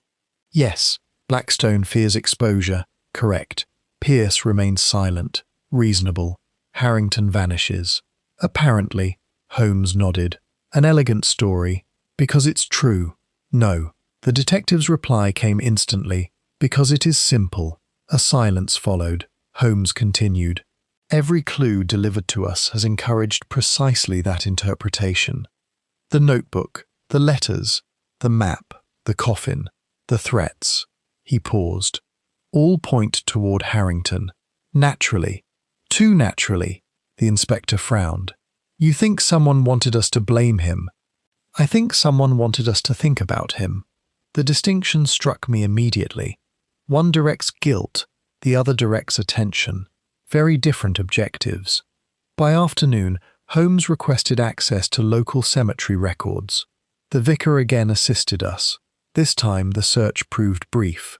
Arthur Mallory's burial record appeared exactly where expected. Yet Holmes became interested in something else. A supplementary notation. Tiny. Almost overlooked. "What is that?" I asked. The vicar adjusted his spectacles. "Oh." He seemed surprised. "I had forgotten that." "What does it mean?" The old clergyman consulted another ledger, then looked up. Arthur Mallory's grave was opened. When? Approximately 3 weeks after burial. The room fell silent. "Opened?" repeated March. "By whose authority?" The vicar frowned. "There appears to have been an official order." "Signed by whom?" The answer arrived moments later. The old man found the relevant page. His finger moved across faded ink, then stopped. Holmes stepped forward. The signature consisted of 2 words, Charles Harrington. For several seconds nobody spoke. The significance was obvious. If Harrington had arranged the exhumation, he must still have been present after Mallory's death, which contradicted several assumptions. More importantly, it connected him directly to Mallory, a connection previously absent. Holmes smiled. "Excellent." March stared. "Excellent? Very." The detective closed the ledger. Our ghost becomes increasingly tangible. That evening Holmes finally shared a theory. Not the entire solution, only enough to illuminate his thinking. We sat together in the inn's private parlour. Rain struck the windows. The fire burned low. Outside, the village slept. Inside, the investigation approached its climax. "Imagine," said Holmes, "that you wished to disappear completely." March frowned. "Why would I?" "Indulge me." The inspector shrugged. "Very well." Holmes leaned forward. "What would be necessary?" "A false identity." "Good." "A reason to leave." "Excellent." March considered. "Money." Indeed. Preparation. Naturally. Holmes smiled. And what else? The inspector hesitated. I don't know. A replacement. The room became quiet. A replacement. Someone who can disappear in your place. I felt a sudden chill. Holmes noticed. You begin to see it. Not fully. Nor should you. He rose and crossed to the fireplace. But we are close. Very close. The breakthrough arrived the following morning. A telegram reached Holmes shortly after breakfast. He read it once, then twice, then handed it to me. The message originated from London, specifically from a banking institution. Its contents appeared simple, yet Holmes clearly regarded them as decisive. The telegram confirmed that an account opened under the name Charles Harrington had remained active for 20 years after his supposed disappearance. Not merely active, profitable, regular deposits had continued, regular withdrawals. A living man had used the account. A living man whom nobody could find. March stared. Then Harrington survived. Holmes shook his head. No. The answer came so quickly that we both looked up. What do you mean? Holmes folded the telegram. I mean Charles Harrington survived. The distinction was subtle, yet apparently critical. March frowned. I don't understand. You soon will. Holmes moved toward the window. Outside, clouds drifted above the river. The detective stood silently for perhaps half a minute. Then he turned. The expression upon his face left no doubt. The solution had arrived. Not a theory, not a suspicion, a solution. Inspector. Yes, I require your assistance. Of course. We shall return to London immediately. Why? Holmes smiled. Because our adversary has finally revealed himself. My pulse quickened. You know who it is? Yes. Who? Holmes picked up his coat. For a moment I thought he might answer. Instead he said something entirely unexpected. We are going to attend a funeral. A funeral? Indeed. There is only one difficulty. What is that? Holmes opened the door. The deceased has been dead for 20 years. And with that cryptic remark he stepped into the corridor, carrying with him the final secret of Ashcombe Ferry. A secret that would soon expose both the identity of Charles Harrington and the mastermind who had manipulated every stage of the investigation. Chapter 11. The Funeral of a Living Man. The return journey to London was one of the most frustrating experiences I can recall. Sherlock Holmes had plainly solved the mystery. Of that I possessed no doubt whatsoever. The certainty in his manner was unmistakable. His restless experimentation had ceased. The endless comparisons of documents had ended. The questions that had dominated the investigation for weeks no longer occupied him. Instead, he displayed the calm assurance of a man who has already reached his destination and merely waits for others to arrive. Unfortunately, I was not among them, nor, for that matter, was Inspector March. Repeated efforts to extract an explanation met with little success. You shall hear everything soon enough. That was Holmes's standard reply. It became increasingly irritating with repetition. Upon reaching Baker Street, Holmes immediately set several plans into motion. Telegrams were dispatched, meetings arranged, records requested, visitors summoned. By evening it was evident that some significant confrontation was approaching. The detective worked with extraordinary energy, yet unlike earlier phases of the case, he now acted with clear purpose. Every instruction served a specific objective. Every inquiry targeted a precise detail. At last, shortly before midnight, Holmes leaned back in his chair. There. What is there? I demanded. The final confirmation. He held up a document. A bank record. The Harrington account. Inspector March leaned forward. The one active for 20 years. Exactly. Holmes tapped a particular entry. Observe the withdrawal locations. The inspector examined the list. His eyes narrowed.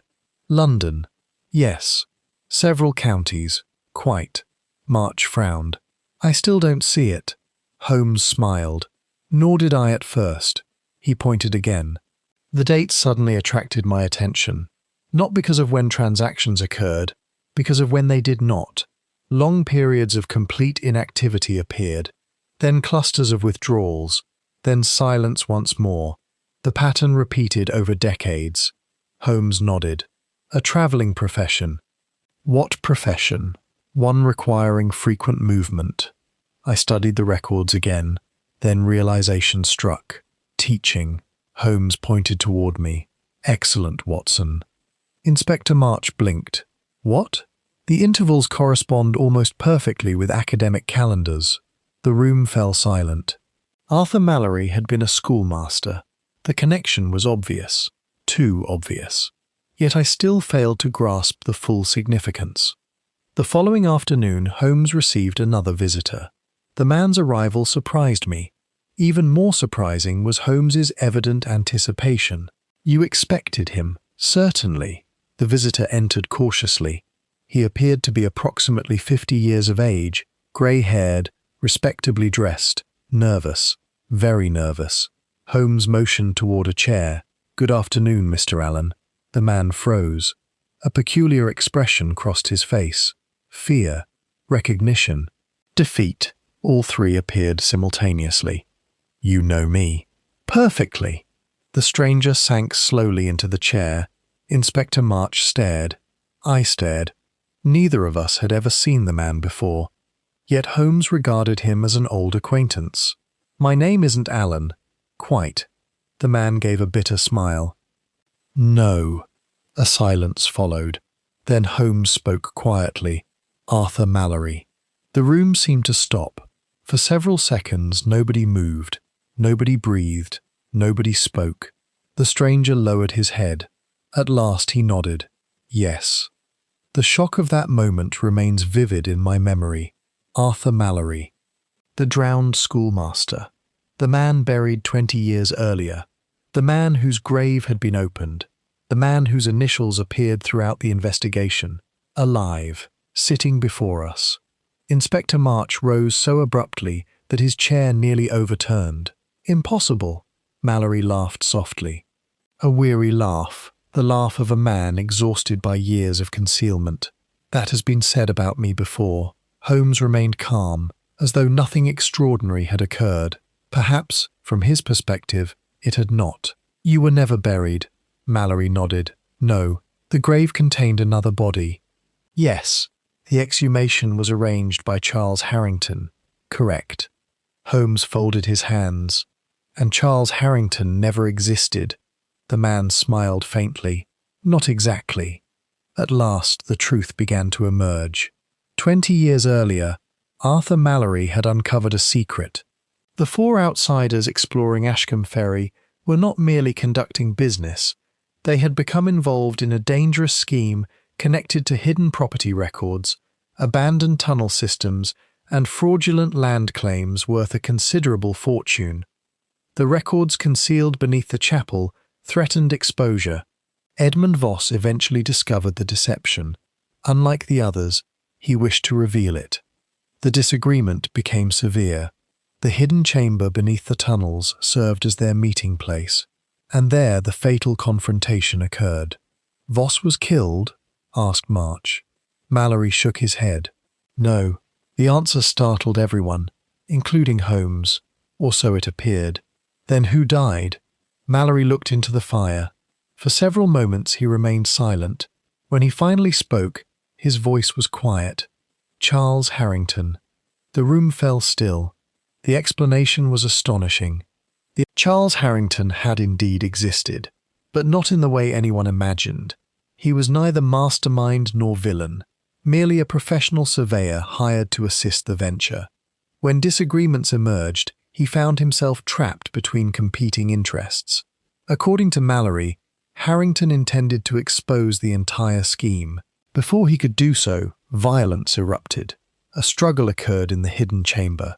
Harrington was killed, accidentally, or so the surviving participants claimed. No one ever proved otherwise. The body discovered in the tunnels after 20 years belonged not to Edmund Voss, but to Charles Harrington. The man everyone believed had vanished. The man whose identity had later been transformed into a legend. Then why the deception? I asked. Mallory closed his eyes briefly. Because they panicked. The surviving conspirators concealed Harrington's death. Voss objected. Pierce hesitated. Blackstone feared exposure. Mallory threatened to reveal everything. The situation deteriorated rapidly. Finally, a solution emerged. A terrible solution. Mallory would disappear. Officially. A substitute corpse would occupy his grave. The conspirators would scatter. The records would remain hidden. And everyone would remain silent. For a time, the plan succeeded. Until recently, said Holmes. Yes. Mallory's face hardened. Until Blackstone broke his promise. The detective nodded.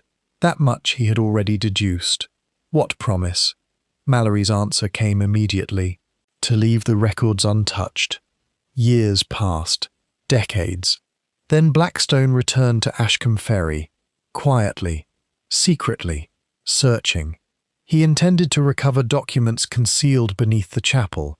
Documents proving ownership claims worth a fortune. The same records that had inspired the original conspiracy. The same records Mallory believed should remain hidden forever. And then? I asked. Mallory looked directly at Holmes. I tried to stop him. A silence followed. The implication was unmistakable. Inspector March spoke first. You killed Blackstone. No. The answer came without hesitation. Mallory's expression remained steady. I frightened him. You threatened him. Yes. The letters. Yes. The notes. Yes. The coffin. A faint smile appeared. That was perhaps excessive. Even Holmes seemed mildly amused. The old schoolmaster possessed a theatrical streak. That much was obvious. Yet one question remained. The most important question. Holmes asked it. Who murdered Leonard Blackstone? Mallory's expression changed immediately. The amusement vanished. The weariness returned. And beneath it appeared something else. Regret. Deep regret. For several moments he said nothing. Then he answered, Edmund Voss. The room erupted. March sprang to his feet. That's impossible. He's dead. Mallory shook his head slowly. No. A silence followed. A terrible silence. Holmes closed his eyes. Only briefly, yet in that instant I realized something extraordinary. He had already known. Or suspected, at least. Arthur Mallory leaned forward. The years seemed suddenly visible upon his face. So close. His voice was almost a whisper. You were all so close. Voss survived. Holmes opened his eyes. Yes, he's alive. Yes, and everything that followed. Mallory nodded. The murders, the threats, the staging, the manipulation, the notes, the coffin, the investigation itself. Every thread pointed toward the same conclusion. One man, one survivor, one architect, one hidden player who had remained invisible for 20 years. Edmund Voss, the man everyone believed dead, the man whose watch had arrived at Baker Street, the man whose notebook had guided us, the man who had quietly directed the entire game from the shadows. Inspector March stared in disbelief. I confess I felt much the same. Yet Holmes merely stood, calm, focused, prepared. Where is he now? Mallory looked toward the window. Night had fallen over London. Fog drifted through Baker Street. Gas lamps glowed softly beyond the glass. Then came the answer, the final answer. The answer Holmes had been waiting for. He's coming here. A sudden knock echoed through the room. 3 sharp raps. Nobody moved. The knock came again. Holmes smiled. Not triumphantly, almost respectfully. Right on time. The detective crossed slowly toward the door. Beyond it waited the last surviving witness to the events of Ashcombe Ferry. The man believed dead for 20 years. The architect of the mystery. The murderer. And the only person capable of revealing the complete truth. Chapter 12. The last survivor of Ashcombe Ferry. There are certain moments in a man's life when memory fixes every detail with unnatural clarity. The final confrontation of the Ashcombe Ferry affair remains one such moment in my recollection. I remember the glow of the gas lamps beyond the curtains. I remember the steady ticking of the clock upon the mantelpiece. I remember Inspector March standing rigid beside the fireplace.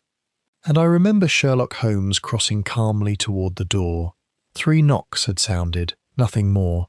Yet every man in the room understood their significance. 20 years of deception waited upon the other side. Holmes opened the door. The visitor entered. He was older than I had expected, perhaps 60, tall, lean, grey-haired. His clothing was respectable but unremarkable. Nothing about his appearance suggested drama. Nothing suggested murder. Nothing suggested the extraordinary role he had played in the lives of so many others. Yet the moment he entered, Arthur Mallory rose. Neither man spoke, neither needed to. Recognition passed between them instantly. The visitor removed his gloves. "Good evening, Arthur." Mallory nodded slowly. "Edmund." The mystery was over. Edmund Voss lived. For several moments silence filled Baker Street. Inspector March seemed incapable of speech. Frankly, I sympathized. The dead man found at King's Cross, the hidden tunnels, the notebook, the watch, the threats, the murders. Every road appeared to lead toward this quiet, elderly gentleman. Yet he displayed no anxiety, no desperation, no hostility, only fatigue, profound fatigue. At last Holmes motioned toward a chair. "Please sit." Voss obeyed. "You know why you're here?" "Yes." "You killed Leonard Blackstone." The old man nodded. "Yes." No denial, no hesitation. The simplicity of the admission seemed almost shocking. "You also killed Jonathan Pierce." Again, "Yes." Inspector March inhaled sharply, yet Voss merely lowered his eyes. The years had evidently exhausted any desire for deception. Holmes took his position beside the fireplace. The familiar scene reminded me of countless previous cases. Yet few had carried such weight. "My dear Watson," said Holmes, "you once observed that every mystery eventually becomes simple. I recall saying something similar. You were quite wrong." A faint smile touched his lips. The truth often proves far stranger than the theories designed to explain it. He turned toward Inspector March. "Permit me to summarize." At last, the complete solution began. 20 years earlier, 5 men had become connected through a venture involving concealed land records and disputed property claims along the River Severn. Leonard Blackstone provided financing. Jonathan Pierce assisted with negotiations. Charles Harrington worked as surveyor. Edmund Voss managed legal matters. Arthur Mallory discovered what they were doing. The records hidden beneath the chapel proved extraordinarily valuable. Ownership of several riverside properties depended upon them. Whoever controlled the documents controlled a fortune. The temptation proved irresistible. Unfortunately, greed rarely travels alone. Disagreements emerged. Distrust followed. Eventually the partnership fractured. Charles Harrington intended to expose everything. He threatened disclosure. During a confrontation inside the hidden chamber beneath Ashcombe Ferry, violence erupted. Harrington was killed. Accidentally, at least according to every surviving witness. The death shocked everyone involved. Yet fear soon replaced shock. No one wished to face prosecution.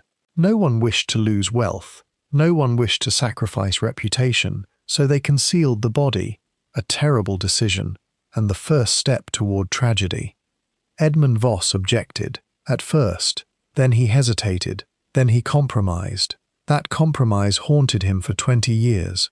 His notebook revealed precisely that struggle. The hidden messages, the warnings, the coded entries. All represented attempts to preserve the truth without fully exposing it. "He wanted the truth found someday," said Holmes, "but not immediately." Voss nodded. Yes, the answer carried immense sadness. 20 years of guilt echoed within that single word. Arthur Mallory's role proved equally tragic. After discovering evidence connected to Harrington's death, he became a danger to everyone involved. Rather than kill him, the conspirators arranged something extraordinary. Mallory disappeared officially. A substitute body occupied his grave. The village believed him dead. In reality, he began a new life elsewhere. The arrangement preserved silence, at least temporarily, yet it created an unintended consequence. A legend, a mystery, a dead man who was not dead, exactly the sort of confusion upon which later events would thrive. "Then where were you?" asked March suddenly. Voss looked up. "For 20 years, yes, everywhere." The answer was surprisingly literal. He had travelled extensively, changed names repeatedly, worked as solicitor, clerk, advisor and consultant, always moving, always hiding, always carrying guilt. The years transformed him, yet they never freed him, because Leonard Blackstone never abandoned the past. The crucial turning point occurred only months before the King's Cross murder. Blackstone resumed searching for the chapel records. He intended to recover them permanently, perhaps to profit, perhaps to eliminate lingering risks. Whatever his motives, the search terrified Voss. The records represented proof of conspiracy, proof of concealment, proof of everything. "If Blackstone succeeded," said Holmes, "the past would disappear forever." Voss nodded. "Yes. And you could not permit that." "No." The old man closed his eyes briefly. "I could not." Thus the murders began. Yet even here the story proved more complex than expected. Voss did not kill Blackstone impulsively. He planned carefully. The meeting at King's Cross formed part of that plan. The argument overheard by the porter genuinely occurred. The threats were genuine. The fear was genuine. Everything pointed toward an inevitable confrontation. Blackstone was poisoned elsewhere. His body was transported and displayed upon Platform 7, not merely to conceal the crime, to announce it. The placement transformed murder into a message, a declaration that the buried past had returned. Jonathan Pierce died for a different reason. Unlike Blackstone, he possessed knowledge. Dangerous knowledge. After learning that Voss had resurfaced, Pierce attempted to negotiate, perhaps even betray him. The meeting ended badly, very badly.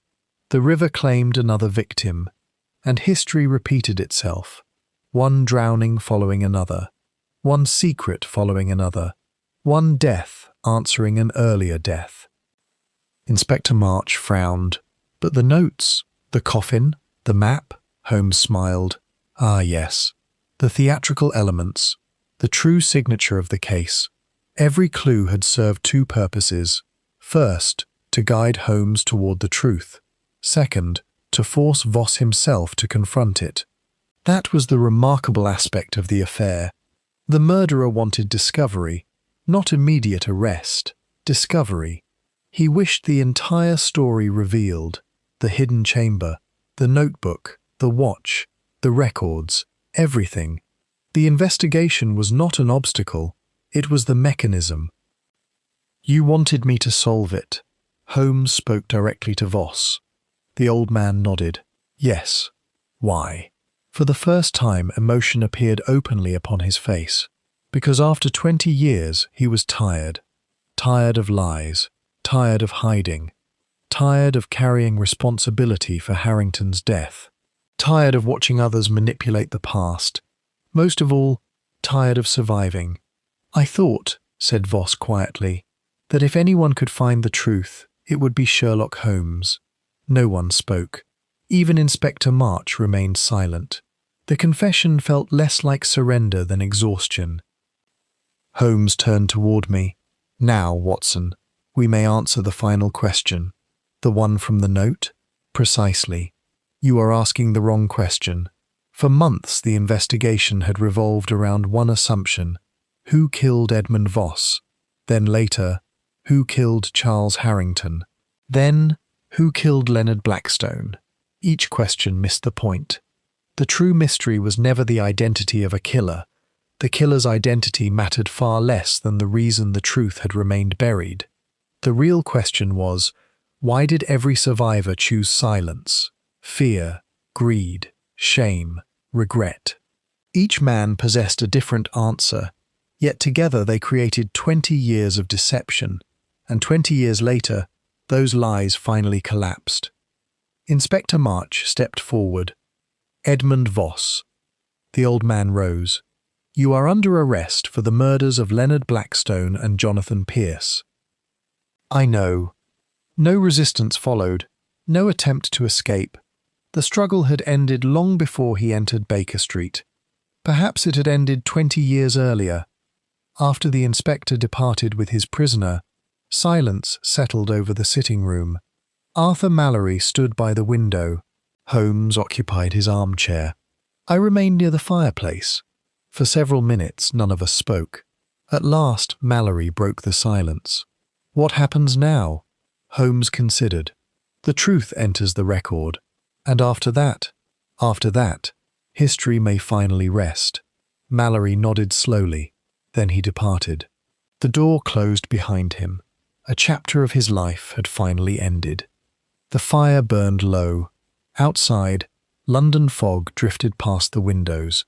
I found myself studying Holmes. You knew before he arrived. Almost. From the watch? Partly. The notebook? Partly. The bank account? Partly. He smiled. No single clue solved the mystery. Then what did? Holmes leaned back. The one thing criminals always underestimate. And what is that? The burden of memory. The answer seemed entirely appropriate. For 20 years, every participant had carried the same weight. Some concealed it better than others. None escaped it. Holmes reached for his violin. The case was finished. Already his thoughts appeared elsewhere. Such was his nature. One mystery ended. Another waited. Yet before drawing the bow across the strings, he offered a final observation. A curious affair, Watson. Very. The dead man at King's Cross was never the true mystery. No? Holmes smiled faintly. The true mystery was how many living men had become ghosts. The violin began to play. Soft notes filled Baker Street. Outside, London continued its endless motion. Inside, another case joined the long catalogue of Sherlock Holmes' remarkable adventures. And though many years have passed since those events, I still recall the lesson hidden within them. The past may remain buried for a time, but it never remains silent forever. The end.